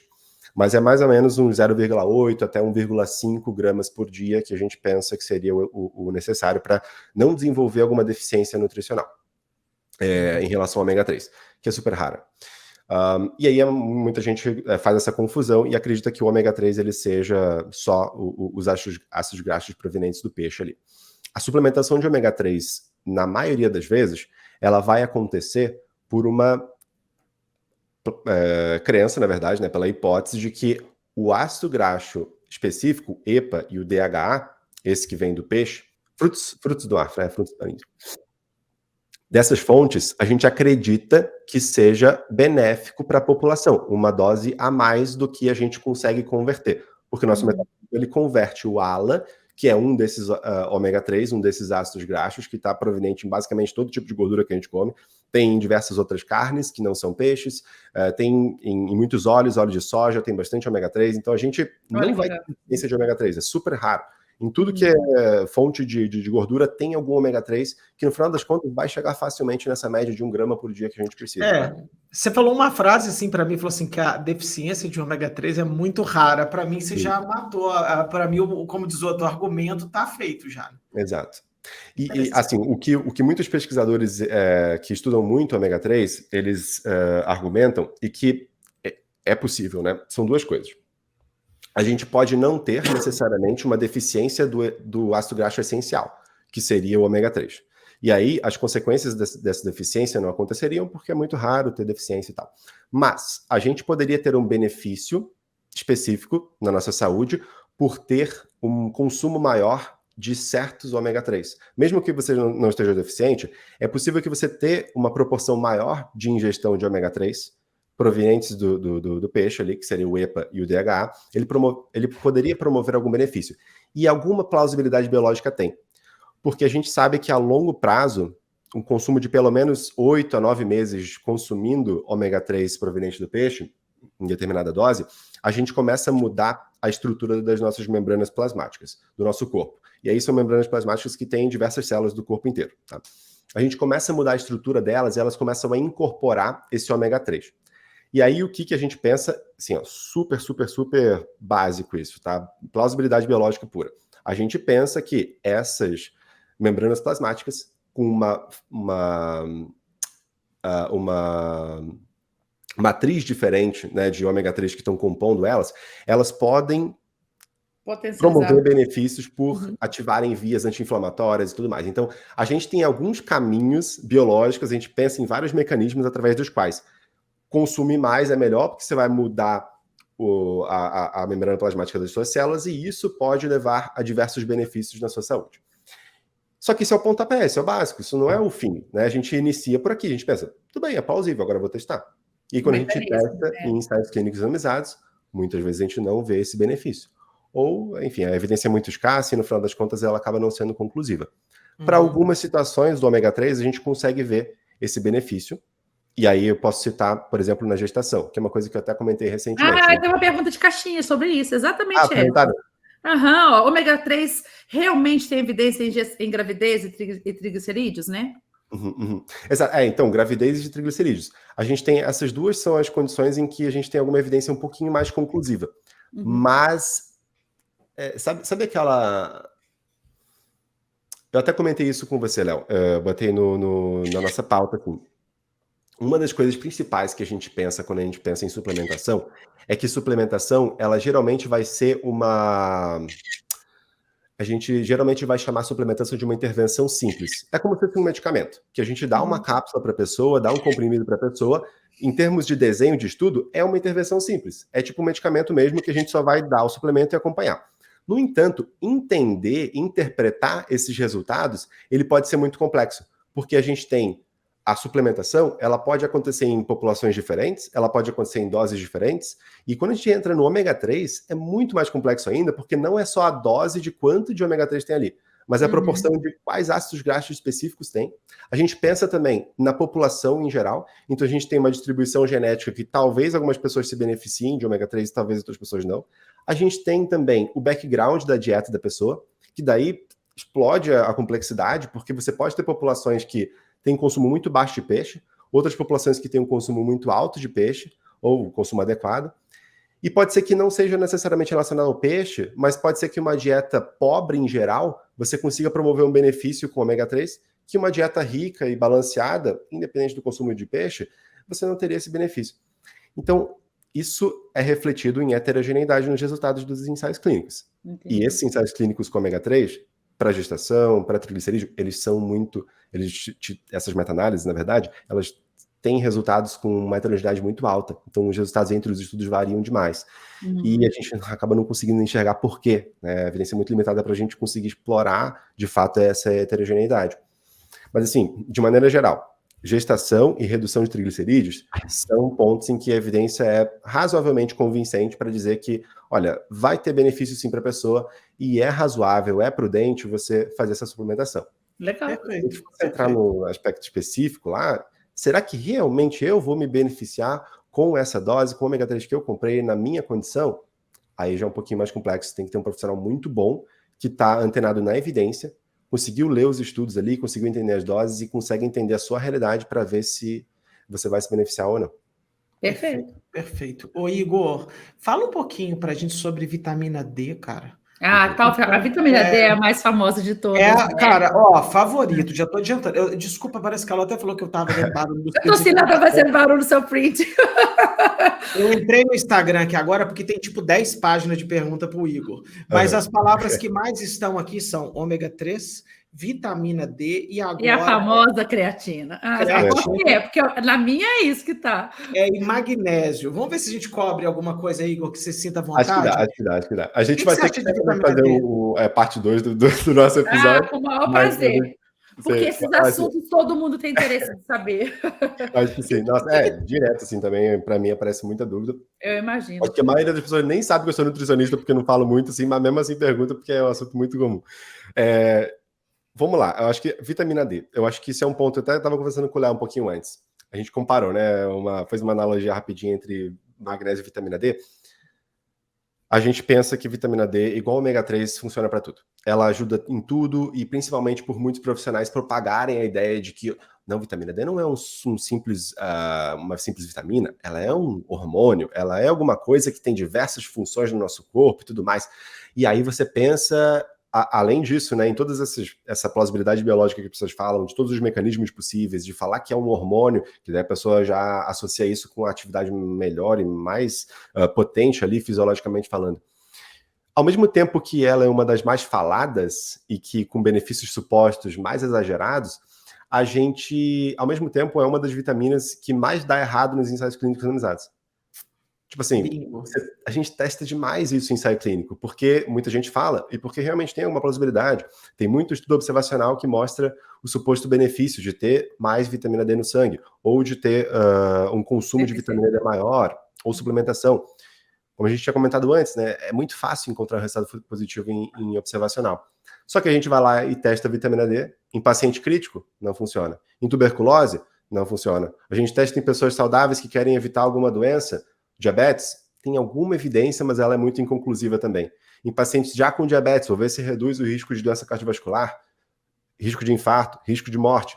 Não tem benefício. A gente tem evidência de ausência para diversas condições dessas, para redução de infarto e redução de morte. Perfeito. Então, assim, é um paradoxo muito grande, né? Porque ao mesmo tempo que todo mundo fala que tem muito benefício, que é para suplementar a torta direito, ao mesmo tempo a gente tem uma das melhores evidências da nutrição, porque a gente extensamente estuda isso, mostrando que não tem. Mostrando que não tem esse Mas isso é um belíssimo exemplo, Igor, que a gente já falou isso várias vezes aqui, de mecanismo, plausibilidade e resultado clínico. Porque quando tudo que a gente testa tem que ter uma plausibilidade. A plausibilidade vem do mecanismo. Então, geralmente a gente entende, né, a fisiologia do nosso corpo, como o corpo funciona, e dali a gente consegue entender o mecanismo, e qualquer quebra desse mecanismo, você entende. Se eu consertar esse processo, eu conserto o mecanismo, portanto, eu tenho efeito. Então, você falou muito bem, a vitamina D ela se encaixa em vários mecanismos. A explicação ela é muito plausível. Só que na hora que você testa no ensaio clínico, o benefício, mudando ou não o mecanismo, não traz benefício nenhum clínico. E as pessoas, o que eu enxergo, quando sempre eu falo de evidência, a maior dificuldade da grande população, seja ela profissional da saúde ou população leiga, é entender a diferença de mecanismo, mudar mecanismo e efeito clínico. E é isso que você falou muito bem. Ô, Lu, o Igor fala muito bem sobre isso. Vou dar um exemplo da minha vida, pessoal. Sou asmático, acho que todo mundo sabe que eu sou asmático. Existe alguns estudos observacionais mostrando que pessoas asmáticas também têm uma menor quantidade de vitamina D no corpo. Logo, seria plausível tentar corrigir a vitamina D para ver se cai. Porque é engraçado. O próprio observacional fala isso. Falou, olha, agora seria interessante suplementar esses caras, botar ele dentro do normal e ver o que acontece. Tem ensaio clínico no New England Journal of Medicine de pessoas asmáticas, de criança asmática, de adulto asmático, e que colocou de volta, o nível voltou para o normal e a exacerbação de asma é a mesma nos dois grupos. Se eu não estou, eu posso estar errando de cabeça, tá, Igor? E por favor, sinta a vontade de me corrigir. O único ensaio clínico grande que eu conheço de vitamina D que fala assim, porra, isso aqui vale a pena, é o bom e velho osteoporose, cara. Porque a vitamina D está intimamente ligada com saúde óssea. Exato. Né? E que eu me lembro, mas pode ser que tenha mais algum, com algum resultado ali.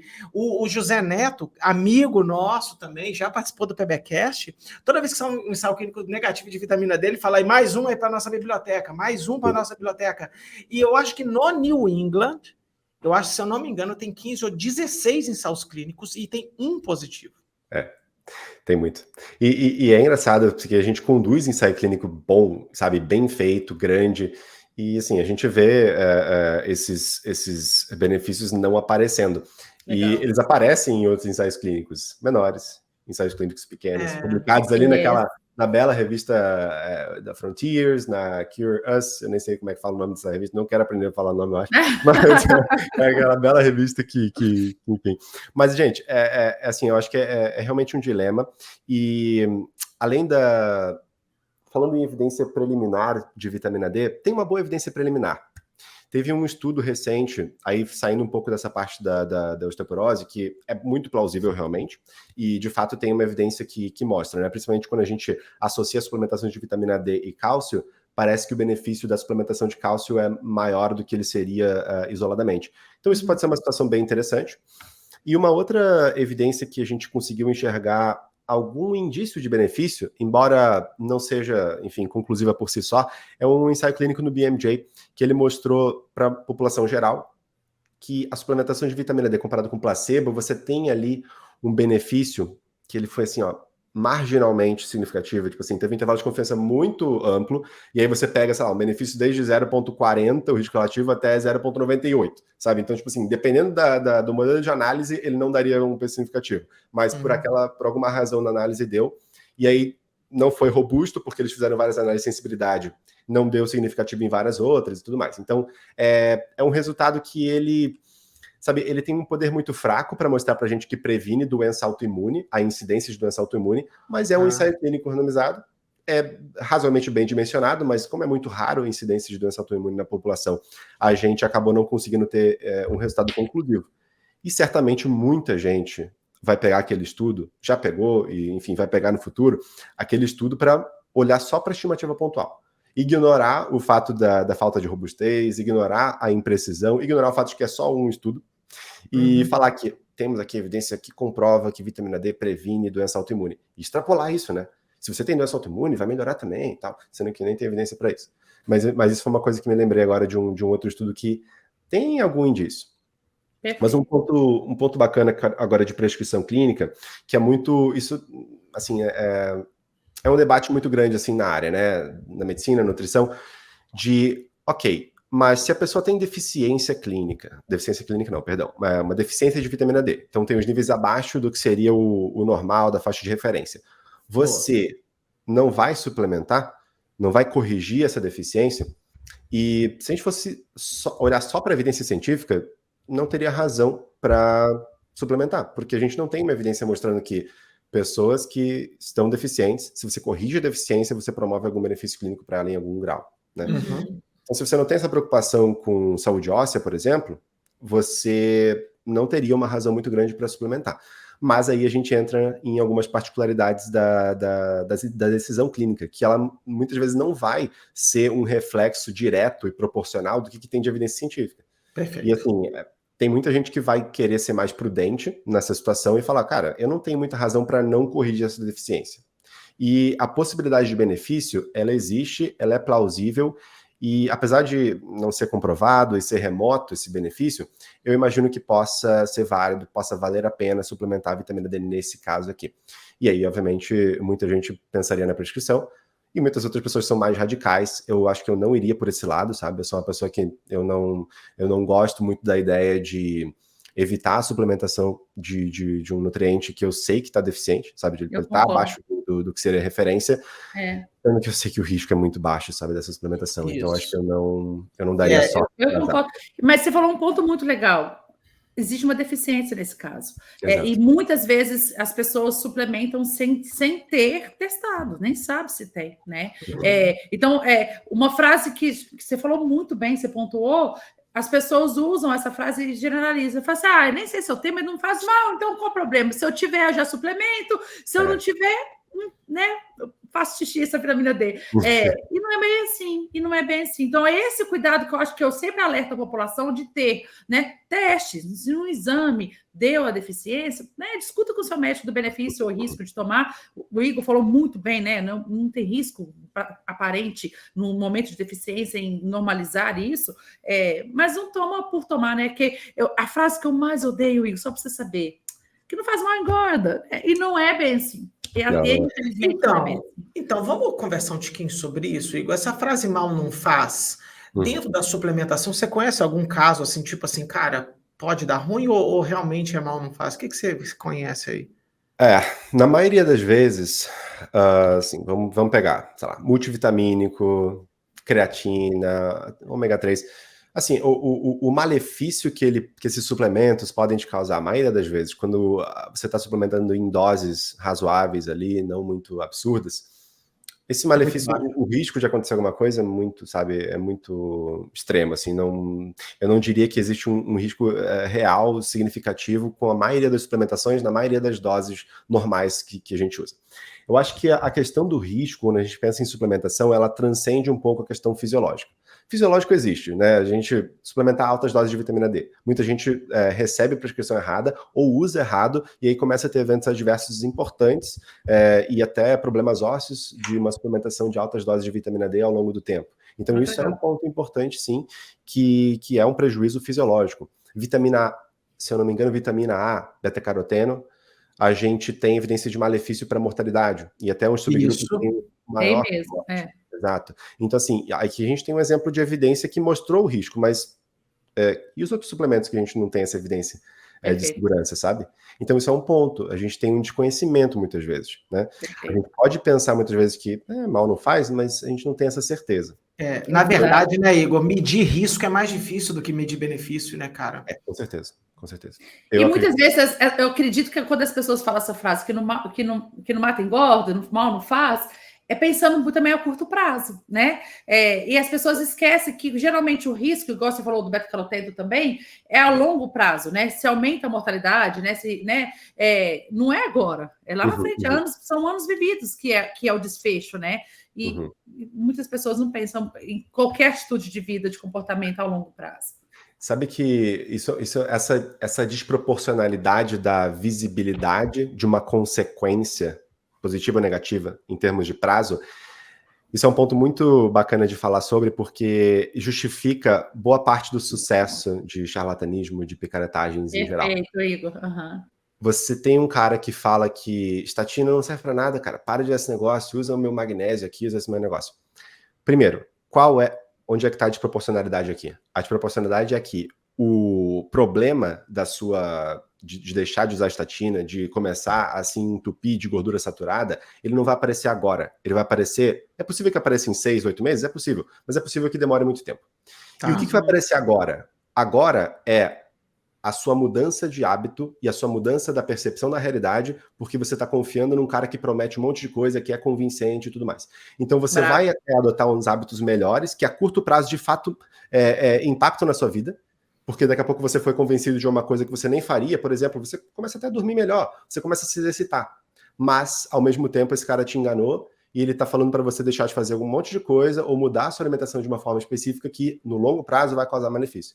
E é por isso que eles conseguem se sair ilesos desse tipo de coisa, dessas enganações que eles promovem. Por quê? Porque no curto prazo parece ser bom, é benéfico, inclusive, para muita gente, de fato, verdadeiramente, só que no longo prazo é que causa malefício, é difícil de ver, demora muito tempo, e é difícil de comprovar que você causou esse malefício para a pessoa. Esse é o ponto. É difícil até atribuir a pessoa, falar assim, foi aquilo que eu fiz lá atrás. Exato. Né?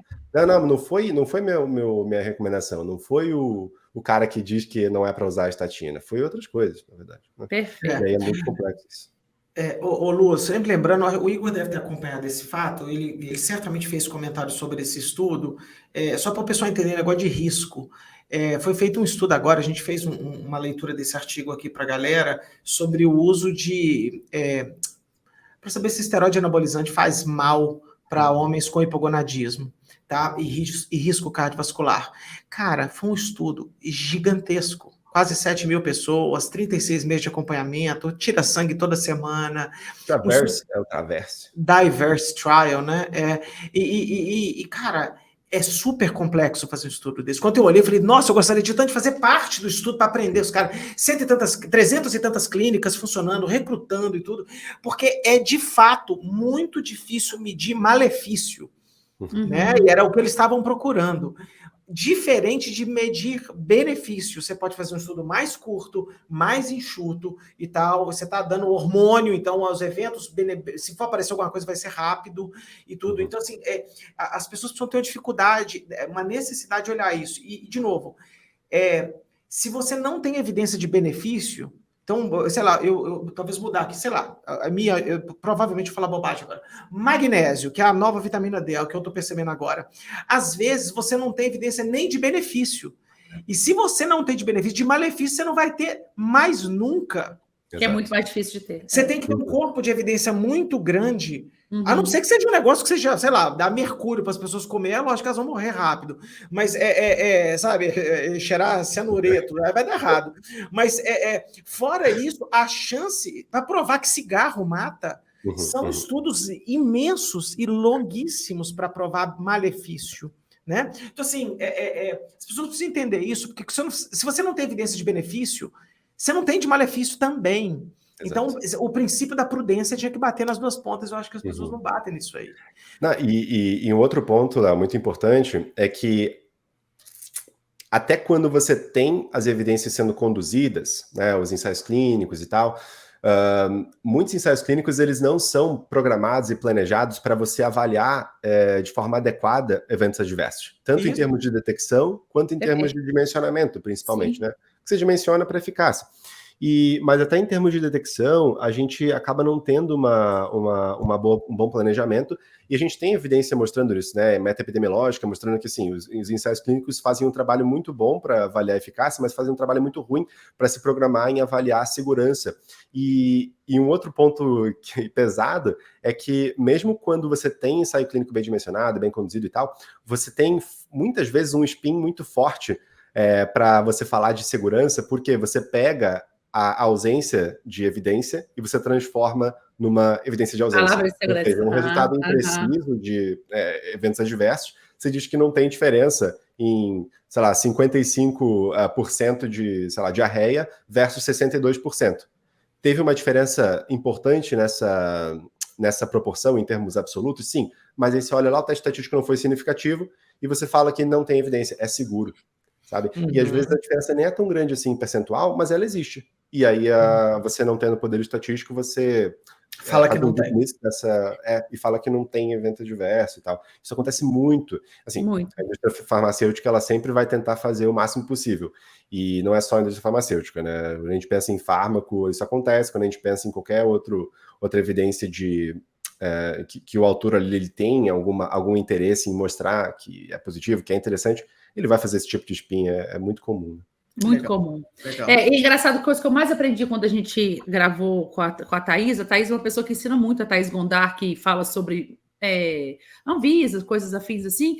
Ela fala da importância, depois de um grande estudo, depois de aprovações de medicamentos e técnicas terapêuticas, de caso alguém ter algum efeito adverso, de notificar nos lugares corretos. Porque através de notificações ou através de outros estudos, que pode ser que seja até observacional, de acompanhamento ao longo prazo dessas pessoas que participaram de estudo ou da grande população, é que você começa a observar algum padrão de efeito adverso que te faz voltar para dentro de estudo e observar isso com mais controle. Então, eu gosto de falar isso porque geralmente as pessoas comentam histórias em bares, em rodas de conversas, e elas não sabem a importância dessa história ir para algum lugar que realmente tem o poder de mudar bulas e mudar prescrições e estimular novos estudos para ver se realmente o que aconteceu foi devido ao tratamento ou não.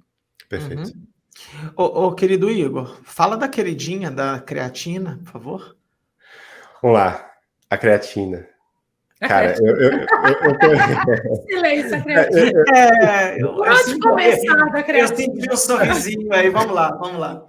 Não, que eu me lembrei automaticamente da carta que a gente publicou ali na Nutrition Reviews, que é uma das revistas assim, mais de maior fator de impacto, pelo menos, da nutrição.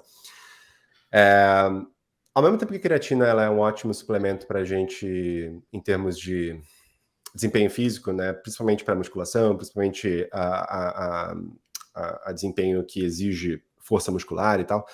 Ao mesmo tempo que ela é muito boa assim, para isso, em termos não de magnitude de efeito necessariamente, eu não estou falando que é um negócio absurdo, mas a evidência é muito boa, que ela comprova essa aplicabilidade e que realmente, se a pessoa faz prática de exercício físico, se ela valoriza isso, se é um negócio importante para ela, não tem nem como pensar muito para prescrever. É meio que a maioria das pessoas vai querer esse benefíciozinho, se ela valoriza.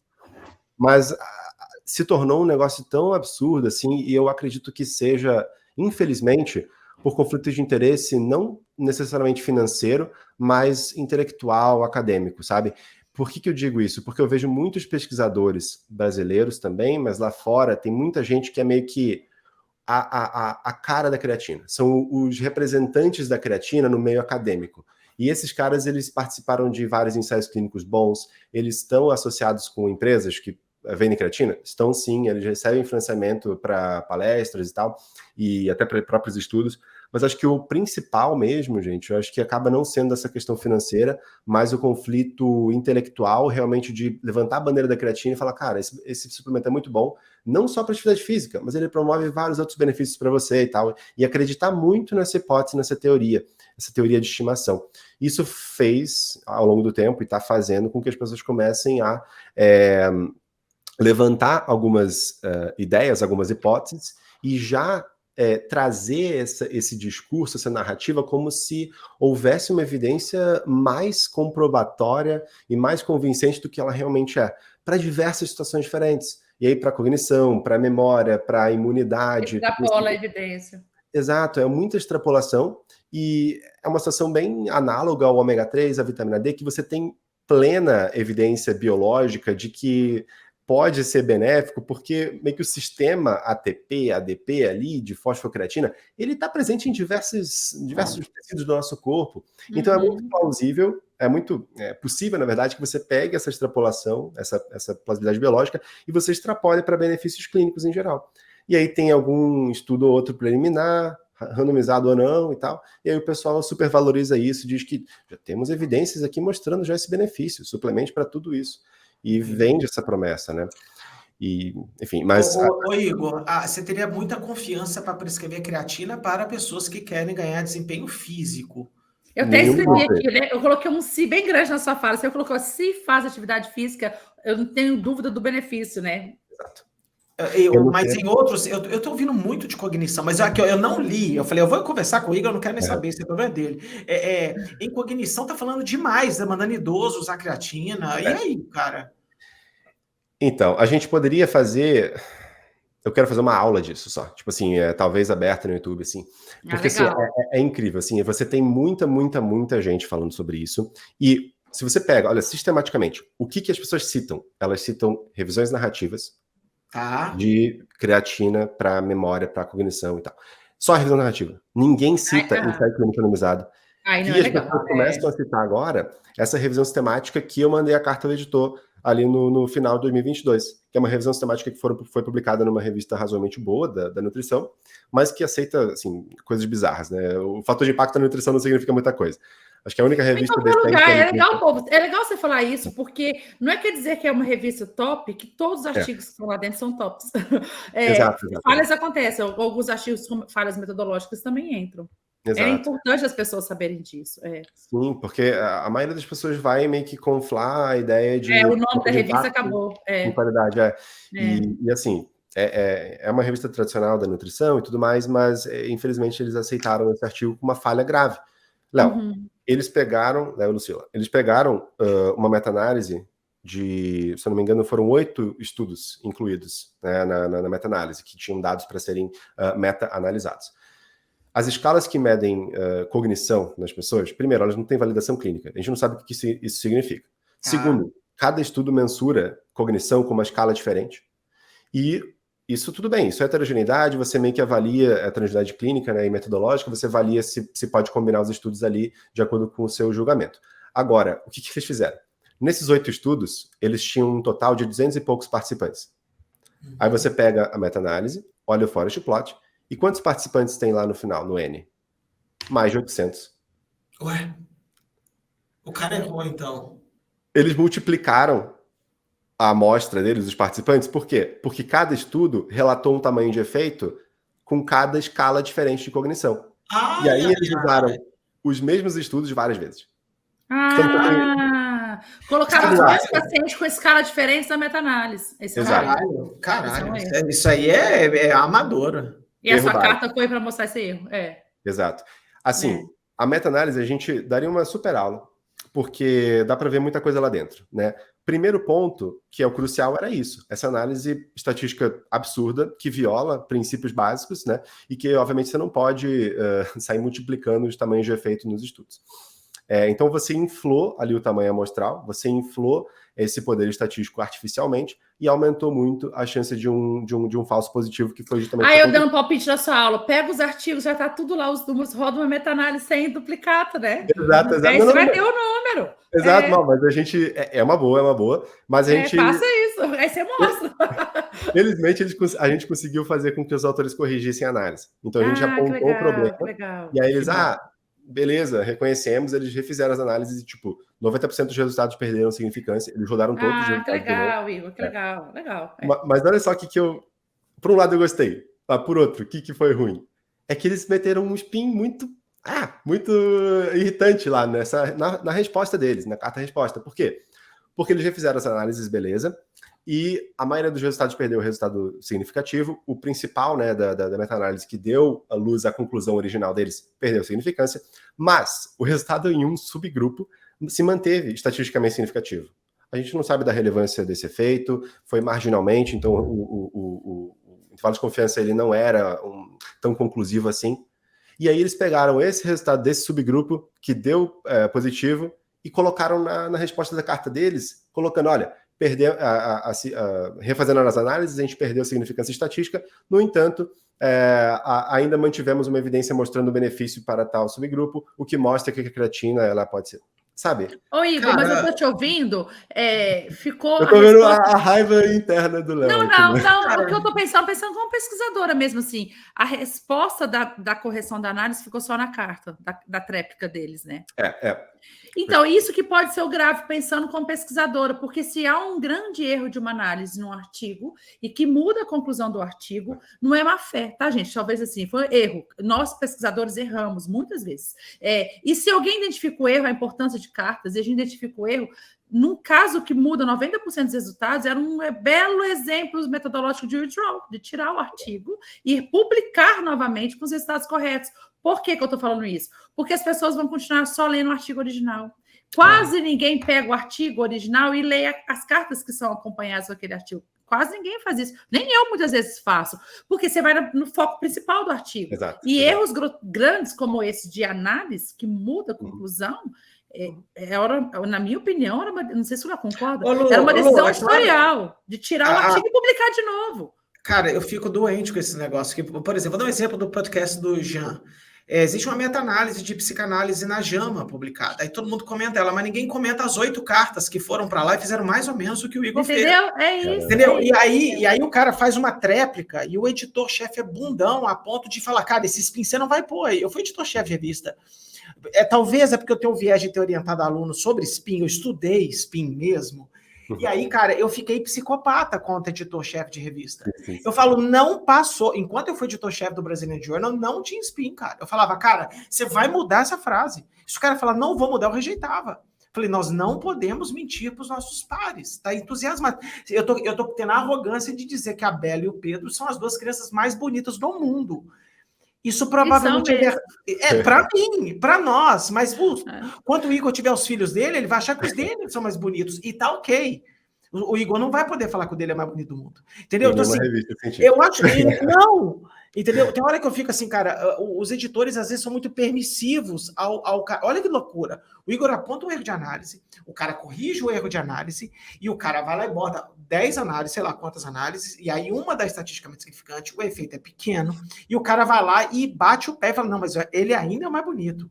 E o editor deixa, cara, o que o Igor fez, pessoal, é uma coisa que chama Post-Publication Review. Após a publicação, cientistas e pessoas da comunidade podem criticar aquilo ainda. E é ótimo, é ótimo. Análise de revisão por pares não para no dia da publicação do paper. E que eu acho que essa é a maravilha da ciência, porque, igual eu falei, pessoas que fazem pesquisa são seres humanos que erram como qualquer um. Que bom que existe revisões pós-publication, porque um erro, como o Igor apontou, tem que ser corrigido. Mas o editor não pode ser passivo de simplesmente ir lá e publicar o Igor e publicar o outro, senão vira debate político eleitoral aqui no Brasil, vira Lula e Bolsonaro. O cara você escolhe quem você quer acreditar. E o Bonner fica lá fazendo guerra entre os dois, cara. Não, e ciência não deveria ser assim. Se eu fosse dona do artigo, eu ia pedir. Eu, como autora, tira meu paper. E me dê a chance de publicar novamente na sua revista, né? É o mais adequado. É o mais adequado. Legal. Sabe o que piora essa situação? A Luciana colocou, né? Eu aposto que é o artigo original que vai ser citado e vai ser falado. De fato é isso. Eu acho que ele já está com mais de 12 ou 13 citações, assim, fora citações não científicas, que a pessoa basicamente tira um print e leva para um congresso, um curso ou uma coisa, uma palestra. Fora as pessoas que usam em consultório, que indicam para paciente, blá, blá, blá, né? Perfeito. E olha só o problema grave também. O artigo original é open access. As cartas não. Isso é uma piada, cara. Igor, até arrepiei aqui, sabia? Isso é uma piada. Ô, gente, vamos dar uma aulinha rapidinho aqui, Igor. Quando você fizer uma busca no PubMed e achou um artigo, vamos supor que você achou o artigo desse cara aí. Embaixo do resumo, geralmente está escrito assim, comment in. Aí tem as cartas embaixo. Geralmente, tá? Quando a gente faz revisão sistemática, você tem a obrigação de olhar para isso, que pode ser que tenha alguma correção embaixo. Então, assim, quando você for buscar um artigo científico, vê se não tem nenhum comentário embaixo. Isso o PubMed ajuda pra caramba. Algumas revistas também colocam uma carta embaixo, mas isso é uma loucura. Você vê que não é desleal, mas o contraponto ficou guardado na gaveta enquanto o ponto tá no outdoor, cara. Isso é uma ótima história que você tá contando, Igor, para as pessoas abrirem o olho. Mas você vê, né, Igor? Faça aula. Faz a aula, Igor. Mas como é difícil a vida do clínico, né, cara, que não tem esse nível de treinamento. Porque, sabe, você vê uma meta-análise em que o sujeito se repete dentro da meta-análise, isso esse é erro da primeira aula de revisão sistemática. Exato. E passou pela revisão por pares, passou pelo editor, publicou numa revista grande, precisou de um brasileiro ir lá e fazer uma carta, e, putz, eu fico muito frustrado, cara. E assim, por acaso, porque assim, eu não compenso a literatura. Um aluno do meu curso lá mandou no nosso grupo, no WhatsApp, nem no dia, foi um pouquinho depois, assim, que foi publicado. Aí eu abri, ele mesmo mandou o gráfico, ele falou, gráfico estranho. Tipo, ele já tinha meio que sacado o problema. Daí eu abri e vi, cara, realmente isso não faz sentido, expliquei pro pessoal lá dentro, e depois eu falei, cara, eu não vou deixar isso porque realmente é revoltante. Acho que esse sentimento de revolta foi o que aconteceu com todas as cartinhas. Não foram muitas, tá? Mas tem algumas cartinhas que eu submeti para revistas de nutrição, porque realmente é um negócio muito irritante. Assim, a maioria foi spin. Essa foi uma de análise realmente equivocada, assim, mas a maioria é spin, é super, super, super comum, sabe? E assim, a gente como clínico, que vamos colocar na posição de uma pessoa que não tem esse letramento básico, sabe? E não precisa ser super especialista aprofundado, mas é só o letramento básico. Que a universidade não dá pra gente, que o meio muitas vezes acaba não incentivando muito, porque muitos professores, inclusive, não apenas não ajudam a entender PBE e a entender pensamento crítico e metodologia e tal, porque não sabem, mas também ajudam a gente a acreditar nas inverdades, impulsionam essas mentiras, né? Colocando artigos selecionados, colocando inverdades que nem os professores muitas vezes eles foram a fundo. Isso tanto na universidade quanto fora, né? Em cursos, em graduações, em pós-graduações e tudo mais. Então, cara, tudo meio que converge contra o clínico que está querendo, né, gostaria de fazer o melhor trabalho. Então ele começa a perceber a realidade até de uma forma diferente. Ele não pensa com esse pensamento crítico que quando a gente tem uma base sólida científica. E ainda, eu falo muito sobre as diversas influências do mundo, que todo mundo, na minha percepção de mundo, todo mundo está interessado que as coisas funcionem. Tipo, todo mundo quer que as coisas funcionem. Claro, até a gente. Quem ensina sobre, o paciente quer que funcione, quem prescreve quer que funcione. Então, assim, quem é que quer que alguma coisa não funcione? Ninguém quer, na verdade. Agora, essa vontade, esse entusiasmo, esse desejo, muitas vezes ele é tão grande que ele deixa de ser racional. Exato. E ele coloca ali, ele deixa de ser racional e ele coloca...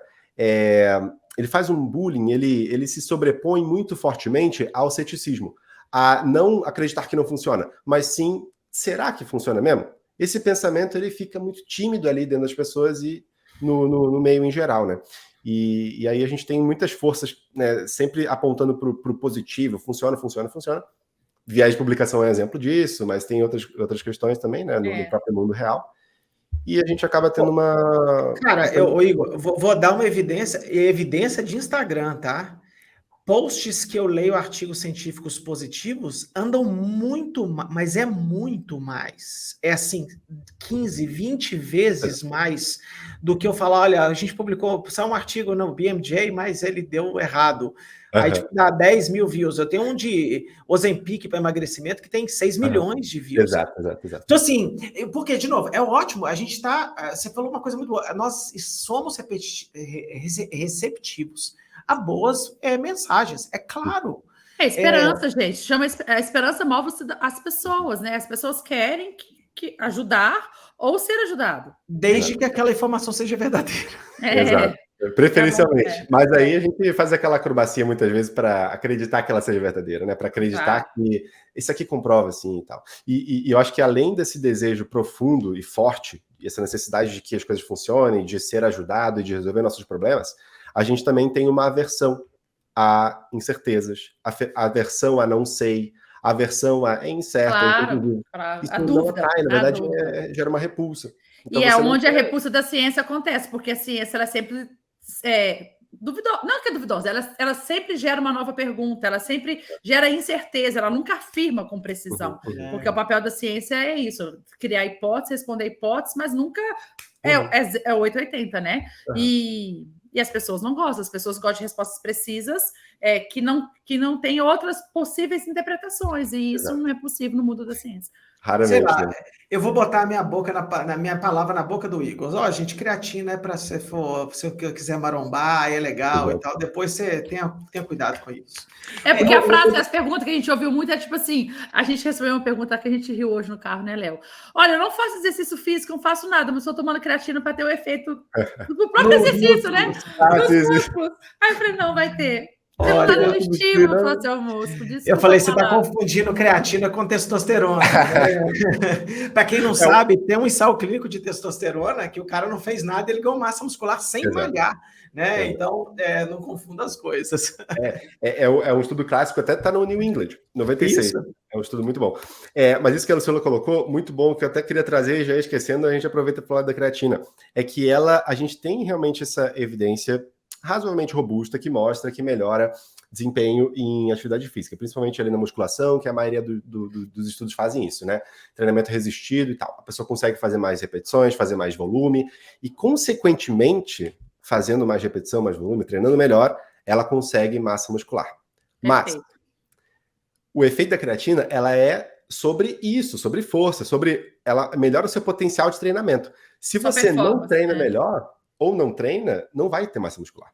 Perfeito, então, o benefício para melhora de massa muscular, ele é condicionado a um melhor treinamento. Ela permite com que você treine melhor. Se você não treinar melhor, se você se manter fazendo a mesma coisa que você sempre fez, se você não se desafiar e colocar mais pesado ou fazer mais séries, você não vai ter um benefício na massa muscular, que muitas vezes é o que a pessoa tem mais interesse e ela está planejando. E isso justifica o tamanho de efeito ser menor, sabe? Porque é uma etapa adiante. O tamanho de efeito na força é X e o tamanho de efeito na massa muscular ele obrigatoriamente vai ser menor, porque é uma etapa mais à frente e a pessoa não consegue, em média, as pessoas não aproveitam 100% esse potencial. Então, é muito importante. Muito bom. Ô, Igor, vamos só mais um, cara. Só para finalizar, o magnésio, gente. Não vamos magnésio. Não, mas depois eu quero falar da malvadona, da Big Pharma, para a gente fechar. Sim. Falar mal de alguém, tá? Magnésio. Cara, isso eu não sei. Dá uma eu sei que o episódio está ficando grande, mas a gente tem que falar do magnésio, que é a modinha da vez. É a modinha da vez. Não é fácil ficar entrevistando Igor Eckert, não, cara. Vamos aproveitar o homem aqui. Tá sendo um prazer. Ainda vai ter a parte 2 ainda. Eu vou cobrar. Vamos fazer. Assim, eu acredito que isso realmente está surgindo uma onda bem grande, assim, e, novamente, também é por influencers médicos ou não médicos dentro da internet. E, obviamente, eu acabei de postar ali no Story. Obviamente, também por causa de farmácia. Gente, farmácia faz muita propaganda, que a Luciana comentou. Marketing é muito forte em cima de venda de suplemento e eles podem fazer o que eles querem, eles podem alegar o que eles querem muitas vezes, de uma forma ali que a Anvisa não vai encher o saco, ou daqui a pouco nem poderia, mas, cara, é tanta farmácia alegando tanta coisa, tanto produto falando tanta coisa, que você não vai ter como derrubar e brigar com todo mundo. E aí acaba passando esse tipo de coisa, né? Essas alegações absurdas. E quando a gente olha na evidência, o que tem? A gente tem evidência de suplementação de magnésio para quem tem deficiência. Beleza. Deficiência de magnésio, ela é comum na população? É a mesma história daquelas outras suplementações que a gente falou de vitamina, de ômega 3, etc. A suplementação de magnésio, ela vai ser relevante para quem tem deficiência ou risco de deficiência, mas deficiência não é tão comum. Em quem tem dieta muito pobre, não é muito variada, principalmente quem não consome frutas e vegetais, principalmente vegetais folhosos mais escuros, que tem bastante magnésio, essas pessoas têm um risco maior e as pessoas que às vezes não consomem esses alimentos, mas elas consomem alimentos que têm magnésio fortificado ou por alguma outra razão têm adição de magnésio, elas até conseguem manter um nível adequado ali. Mas tem uma parcela da população sim que vai ter uma deficiência e essa deficiência pode gerar consequências clínicas na pessoa. Então a suplementação ela vai estar adequada ali. Agora o que muita gente fala, e se eu não me engano, né, eu acredito que seja por esse caminho, Léo e Lucila podem comentar também se vocês verem perguntas assim diferentes disso. Mas é do benefício meio que cognitivo, sabe? Para desempenho em tarefas que exigem memória, ou até para pessoas que têm risco de uma doença neurológica, ou pessoas que já têm doença neurológica. Então, pô, minha mãe tem Alzheimer, meu pai tem Alzheimer, eu vou pegar um suplemento para usar. A pessoa vai querer usar tudo, né, obviamente, e aí ela abre um site de uma farmácia de manipulação, ela vê uma propaganda que fala que é bom para o cérebro. Cara, essa pessoa vai comprar na hora, porque ela tem uma dor grande. Mas qual é a evidência disso? A gente tem alguns estudos de um tipo específico de magnésio, que eu comentei com o Léo, magnésio treonato, que tem a adição de um aminoácido ali. E, cara, assim, literalmente, se eu não me engano, tem 2 estudos randomizados, que é aquele tipo de estudo que tem uma transparência tão boa que a gente nem sabe dizer se realmente o estudo foi randomizado, se ele de fato existiu. Uma tabela 1 que tem que tem tipo idade, sexo e altura. Os grupos estão balanceados nas características, sabe? Tipo bem assim, descrito a característica. Exato, você não consegue nem ver se a randomização existiu direito, não é descrito, você não tem prova disso. números meio estranhos, sabe? Grupos muito, muito, muito similares no início do trabalho. Então, esse é o tipo de evidência que sustenta essa comprovação científica de magnésio treonato para memória. E tá lá a farmácia de manipulação fazendo uma manipulação do cliente dele, né? Com essa propaganda que, cara, sinceramente, ela é baseada numa evidência muito, muito, muito mais fraca até do que outros suplementos. Mas é o marketing, né? O marketing é a influência de social media, eu diria. Que bizarro, cara. Eu fico cada vez... Porque eu já ouvi magnésio para tudo quanto é coisa que você imaginar, cara. Eu até deixei passar por trás aqui agora, ô Igor. Eu e a Lu, de uns tempos para cá, a gente começou a levantar uma bandeira para crianças com autismo. Uhum. Cara, o que tem de nutri e médico oferecendo de dieta e suplementação para essas crianças que é um distúrbio do neurodesenvolvimento, cara, que não tem nada a ver, cara. Então, assim, é muito louco como é que essa indústria, ela pega todas as pontas, às vezes pelas razões corretas. Eu não vejo nenhum problema a gente entrar numa loja de suplemento, a gente comprar nosso pacotinho de whey para colocar nossa proteína. Eu tive uma conversa agora com o Lincoln Almeida e ele falou assim, cara, a maior revolução para mim, para nutricionistas no dia a dia, foi o whey protein. Exato. Porque às vezes você consegue corrigir, ou cara, eu quero comer um doce, o cara bota um scoop de whey aqui e tal. E eu concordei, foi tão legal. Ele falou, sem consulta para mim, falar, cara, é fácil, é prático, é caro, mas se você quer pagar e tal, beleza. Creatina, ok e tal. Aí, cara, aquilo ali começa a virar para tudo. E panaceia, né, gente? Vira panaceia. Então, assim, é engraçado como é que panaceia em a saúde, ela permeia quase tudo, cara. Exato. Cannabis medicinal, a gente pode ficar o dia inteiro falando disso aqui e falar, cara, não é possível que esse negócio, esse pozinho aqui, possa ser bom para tanta coisa. A universidade falhou, porque, Igor, eu insisto nisso, o paciente não tem obrigação de saber isso. Exato. O profissional de saúde não pode cair numa dessa, cara. Entendeu? Quando eu vejo você falando, porque você é do ramo, eu não tenho que saber, eu sou fisioterapeuta. Agora, eu consigo ir lá buscar e tentar aprender. O nutricionista não pode cair nessa. Ele não poderia cair nessa. E é o que mais tem, né? Tipo assim, E aí, se o nutricionista cai nessa, vira até viés de autoridade. Mas eu escutei da minha Nutri, no Nutri do Instagram, da famosa que faz todo mundo emagrecer. E aí vai vários exemplos, né? E esse clínico, ele vai ver benefício. Porque ele vai fazer de tudo, mesmo que ele não saiba que ele está fazendo, mas ele vai fazer de tudo para enxergar benefício clínico na pessoa que ele usa uma suplementação, que ele faz uma prescrição específica que não tem evidência nenhuma. Por quê? Porque essa pessoa vai acreditar, porque essa pessoa vai criar expectativa, porque ele vai induzir respostas, ele vai potencializar muito mais essa crença, esse efeito Hawthorne, porque ele mesmo já acredita. Ele não é um cara cético num estudo científico que ele está sendo imparcial ali na conduta dele, muitas vezes, que ele pelo menos a gente tenta ser. E que a gente não vai induzir muitas vezes nada, a gente tenta minimizar essa indução. Esse cara está piorando, agravando todos os vieses possíveis que a pessoa já teria por usar alguma coisa que ela acredita. E a pessoa confia no profissional, ela investiu uma grana preta ali, e, obviamente, a pessoa que vai se dar bem, ela tem uma probabilidade maior de voltar na consulta e ficar aderindo bem ao tratamento, e a pessoa que tem um pior prognóstico, expectativa ruim, uma visão ruim, ou não está funcionando bem, ou não está gostando, ela vai embora. E tudo isso, viés de seleção, viés de memória, viés de aferição, na prática clínica, e essa pessoa vai acreditar. E, tipo, aí ela tem aquela historinha. Mas você tem que ver que não é só a teoria científica que importa, você tem que ver que na prática a gente vê resultados ótimos. Beleza, estuda um pouco, assim, a gente acabou de resumir essas coisas todas em 2 minutos, só que obviamente exige um pouco mais de tempo, claro, a gente não vai ensinar essas coisas todas em 2 minutos, mas por que a pessoa não sabe de tudo isso lá no início da graduação? Para mim, isso é inconcebível, assim, pra gente também, esse tipo de coisa. A gente precisa formar as pessoas já desde o início para ensinar, para deixar bem claro os nossos vieses, as coisas que podem nos enganar. Não vai ser perfeito, um filtro perfeito, claro, mas eu acho que vai ajudar bastante, eu diria. Ajudaria bastante, né? Com certeza. Ô Lu, eu vou caminhando aqui para uma parte mais final do podcast. Ô Igor, o que você acha dessa questão assim? Olha, eu vou tentar fazer um background, que eu não sei se você concorda. Muitas pessoas falam muito assim, cara, a indústria farmacêutica não tem interesse para que essas coisas milagrosas que vêm da natureza possam ajudar as pessoas. Por outro lado, você não precisa ser muito inteligente para saber que tem uma indústria trilionária de suplementos por trás disso, que talvez a indústria farmacêutica seja até dona deles também. O que você pensa sobre essa teoria da de conspiração toda que existe entre a indústria farmacêutica, que já fez muita merda, vamos deixar claríssimo, né, Lu? Muita bobagem.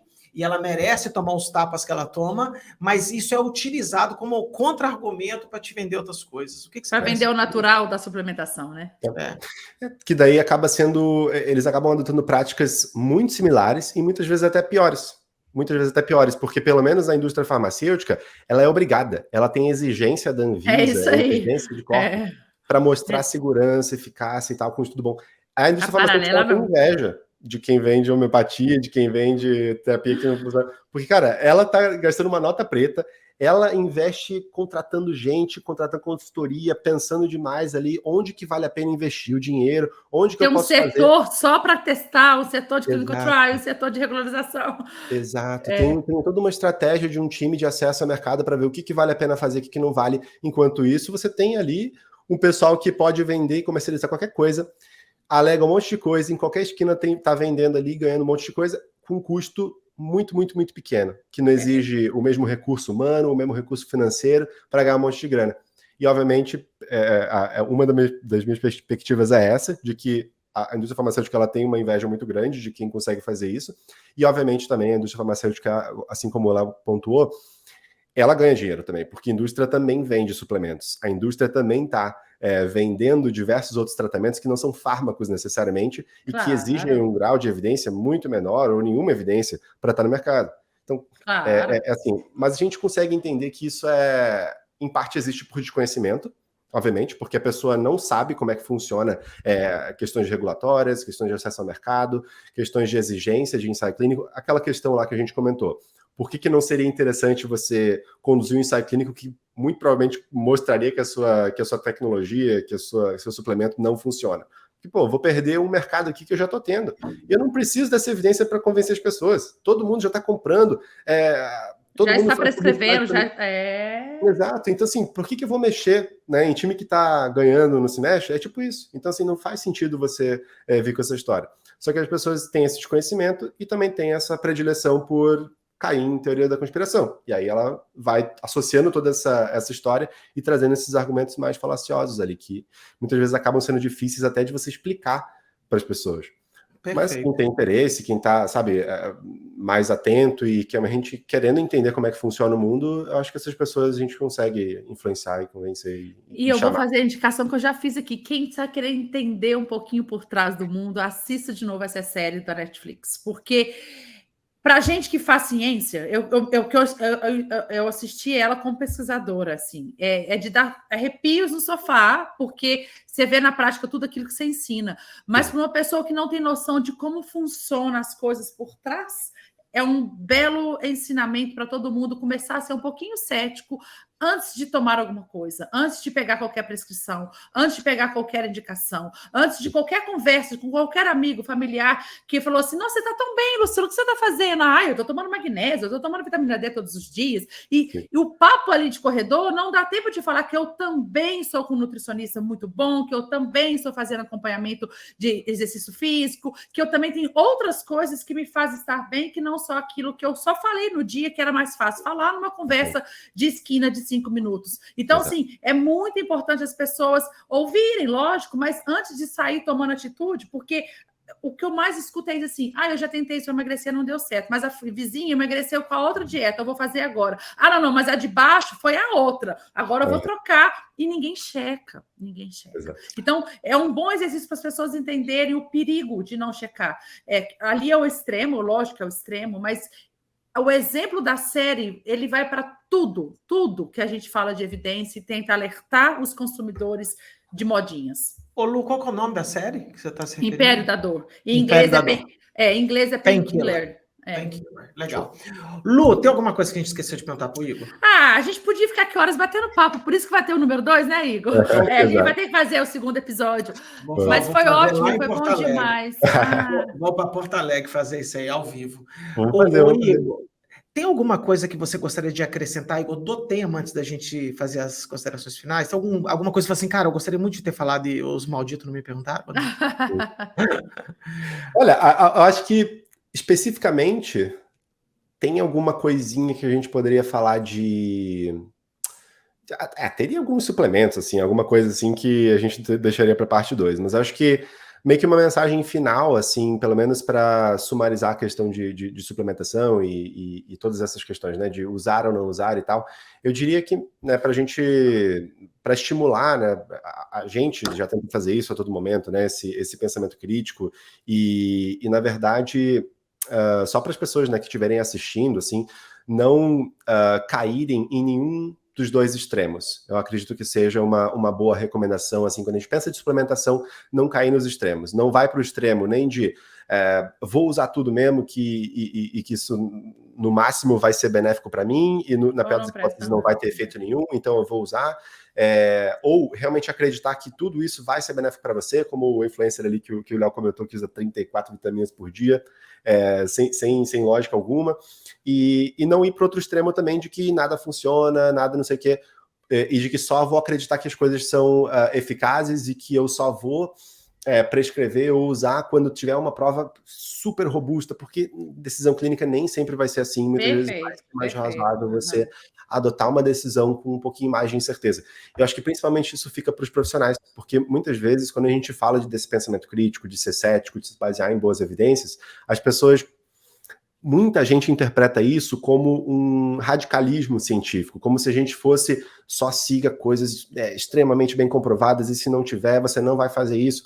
E a pessoa até cria meio que uma imagem equivocada da história da prática baseada em evidências e da ciência em si, quando na verdade não é extremo, na verdade é muito bem ponderado e a gente só tem que analisar caso a caso e ver o que seria mais razoável para cada situação. Eu diria que os suplementos se encaixam muito bem nessa história. Perfeito. Maravilhoso, maravilhoso. Então vamos encerrando, Lulu. Luluzinho, onde as pessoas podem te encontrar, filha? A não ser aqui em casa? Que as pessoas não sabem onde é. Eu estou sempre aqui no PBcast e também estou lá no Instagram, Lucila_Costa. Costa. Igor, onde as pessoas podem te encontrar, meu brother? Também no Instagram, acho que é o principal meio de comunicação que eu tenho hoje em dia, então @Igor Eckert, assim como está escrito aqui na telinha. Legal. E sempre estou lá disponível para bater um papo com vocês, responder caixinhas, interagir. A gente vai colocar o seu Instagram aqui embaixo para quem está nos ouvindo. Isso. Olha que vai ter um link aqui embaixo para vocês poderem seguir o Igor. Tá bom. Pessoal, vocês me encontram no Léo_Costa_PBE, aqui no canal Prática Baseada em Evidências no YouTube. E, de novo, a gente vai fazer sempre no final do episódio, a gente roga uma praga para a pessoa que não seguir esse canal. Eu desejo tudo de mal para vocês, tá? Baseado em evidências, tô brincando. Baseado em evidências. Todos os efeitos negativos. Cheio de espinho. E lá no TikTok, no Ciência de Verdade, tá bom, pessoal?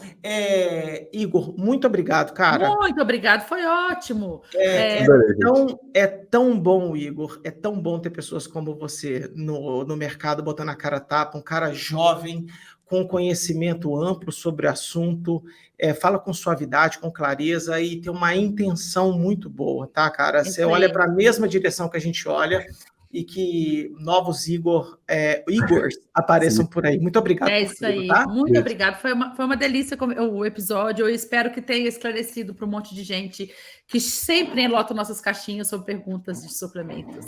É isso, galera. Eu só queria agradecer novamente vocês, assim, já agradeci no início, mas foi um prazer muito grande. Agradeço as palavras do Léo, principalmente, acho que foi muito bacana participar com vocês e espero que a gente consiga colaborar mais no futuro. É isso aí. Tomara, vamos sim. Hora do beijo. Galera, um beijo para todo mundo, até a próxima. Tchau, tchau. Até a próxima. Tchau, tchau. Legal.